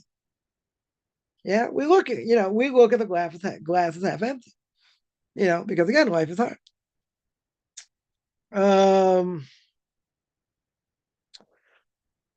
Why do many Jews don't like to be free? Now, again, who who says they don't want to be free? It's not a question of being free. The question is they're stuck there. It's a lesson to evils. Do you stay in a place, where you get beaten down, but you have food? You have shelter and everything's, everything else, okay, you can sort of live with? Or do you go to a place where you could just die straight away? Right. Someone points out, have you ever lived in a communist and social country? Yeah. So you could bring that up. Yeah. An atheist country and all that's bad. Right. No question. You're subject to the state. You can't do anything against the state. You got to live a certain way. Got to think a certain way. Got to do certain things. Yeah. Right. Anyone grew up in the former Soviet Union, any of these places. Yeah. Brainwashed, 100% brainwashed that way. Right. But some people actually get out. But people have that mentality. Never lived in any of these places, but people have that mentality. They don't leave. Why? I don't mean, they're just brainwashed by society. There are plenty of places in the world. There's anti-Semitism. There are no Jews. Like a lot of these people have never met Jews before. Yeah, but they're brainwashed. Say all Jews are bad. They kill people. They this, they that. Any country that's brainwashes their people, which is about every place in different ways. Question is what they do and what their brainwashing is. But anyone that lives in any of these places, sure. You're gonna be taught to think a certain way. You can't. Someone was telling me, that in there was in Lebanon, was in Syria. And basically, when they took tests, you had to repeat the answer verbatim. In other words, you couldn't add anything. The answer was exactly what they said the answer was. There's no like a little bit more of it, ad lib it, this, that. No. You give exactly what the answer is. But maybe there's another answer. Maybe there's another way of expressing it. No. You had to express it the way they wanted you to express it. Not the way you thought you should express it, even if it's the same thing. Right? Someone told me if you don't use the same words, you don't get credit. So someone told me. They grew up there. They grew up in that system. That doesn't lead for like too much individuality because they don't want individuality. Right? In a communist socialist country, they don't want individuality. They don't want, freedom of enterprise, business, this, that. You want to do whatever they tell you to do. Now again, person has a choice. You try and get out of there. You don't like it. You don't believe in it. Whatever. But a lot of people don't. And there could be a lot of reasons why they don't. But I hear that. Someone asks, okay, someone raises you as their child, as their own child. The way Esther was raised by Mordechai. They become your parents. They're like your parents. Yeah. Yeah, someone who raises a child is like they, even if it's not their own child, it's like they raised them. I mean, they did raise them. It's like they're the parent. Now, are they really that they're like parents? The kid has to honor them. like they would their parents. Well, a foster kid, let's say. Someone takes in a foster child. They see their biological parents. Yeah.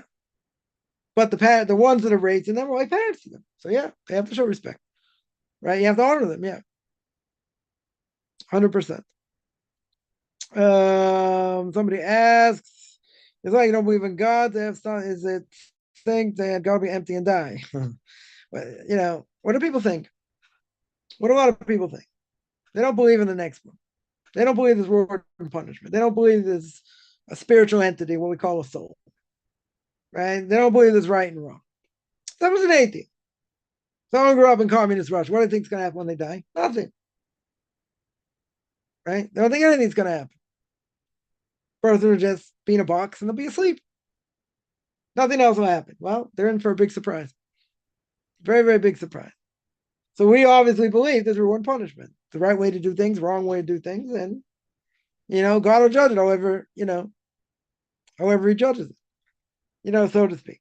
What they think is, I heard someone once say, when I die, I'm going 6 feet under. I said, well, I hope for your sake, you're right.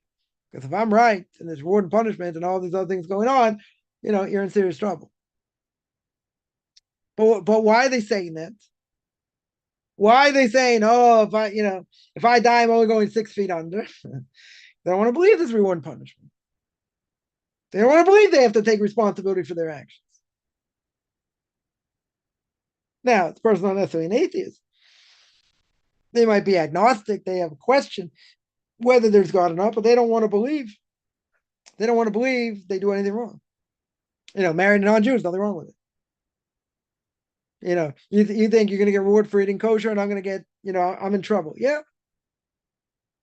I got proof for it. You want to hear about it? No. People want to do it. They want to do it. They don't want to hear this right now.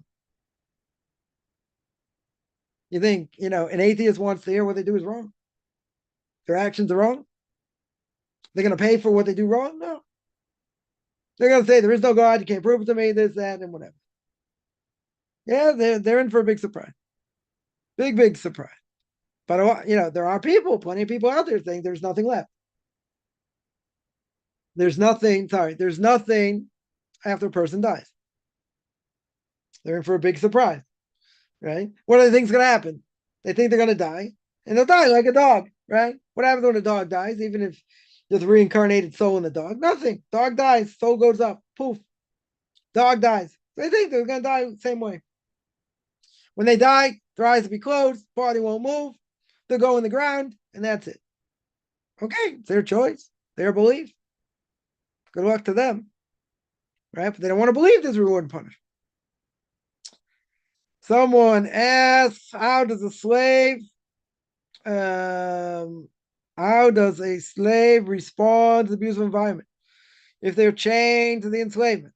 How do you break free? Abusive Christians and atheists blame you and all this. There's no to answer them. And you have to know that they don't have a leg to stand on. And and you have to know, they can blame you. Okay. They can blame you, but the question is, how do you break free from an emotionally manipulative, abusive environment? With little strength and little means. You don't have to have means to do it. You can take yourself outside of that environment. And if it's in a hostile environment, you take yourself out of it. I'm not saying physically. You move, you might have to, deal with some of these people, right? But I would, you'd have what someone said to me, we go out of it. You say, fine, you want to agree to disagree? We disagree. You want to go sources? You want to know why your sources aren't true? You could go that route. I don't know if it's going to do anything, because most people are not intellectually honest, right? Most people. So if they're not intellectually honest, it's a waste of time. I would say it's a waste of time, right? So you can say, if you don't have any strength to answer, just say, okay, whatever. Just blow them off. That's the only way, right? And you have very little to do with them because there's no point, right? What's the point? And even if you came up with the right answers, you think they're listening? They care less, right? You deal with the missionary. What does the missionary do when you give them an answer? They go to another question. Then you answer that, they go to something else that they can't answer. That's how they program. That's exactly how they program, right? So I tell people, you want to bang your head against the wall till it bleeds. Okay. That's your choice. Is it worthwhile? No. It's a waste of time. And dealing with a lot of these people that are toxic and this and that's a waste of time. Even if they're family, it's total waste of time. Wasted energy. Totally wasted energy. Tell you from experience, it's not worth it. Sometimes you have no choice. Sometimes you may have no choice. Okay. But I would say in the bigger scheme of things, not worth it. Definitely not worth it. Life's like walking through a minefield in many countries. Yeah. Literally.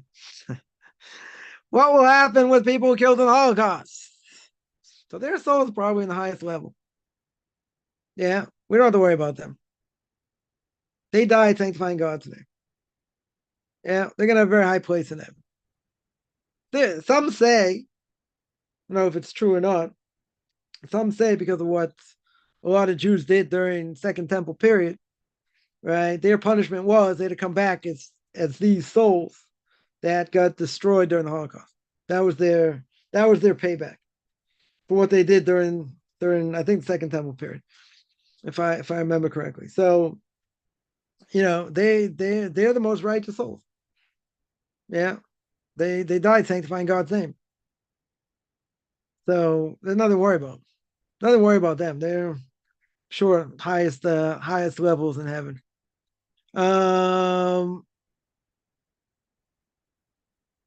Someone here mentioned sad way to look at life, death or what, right?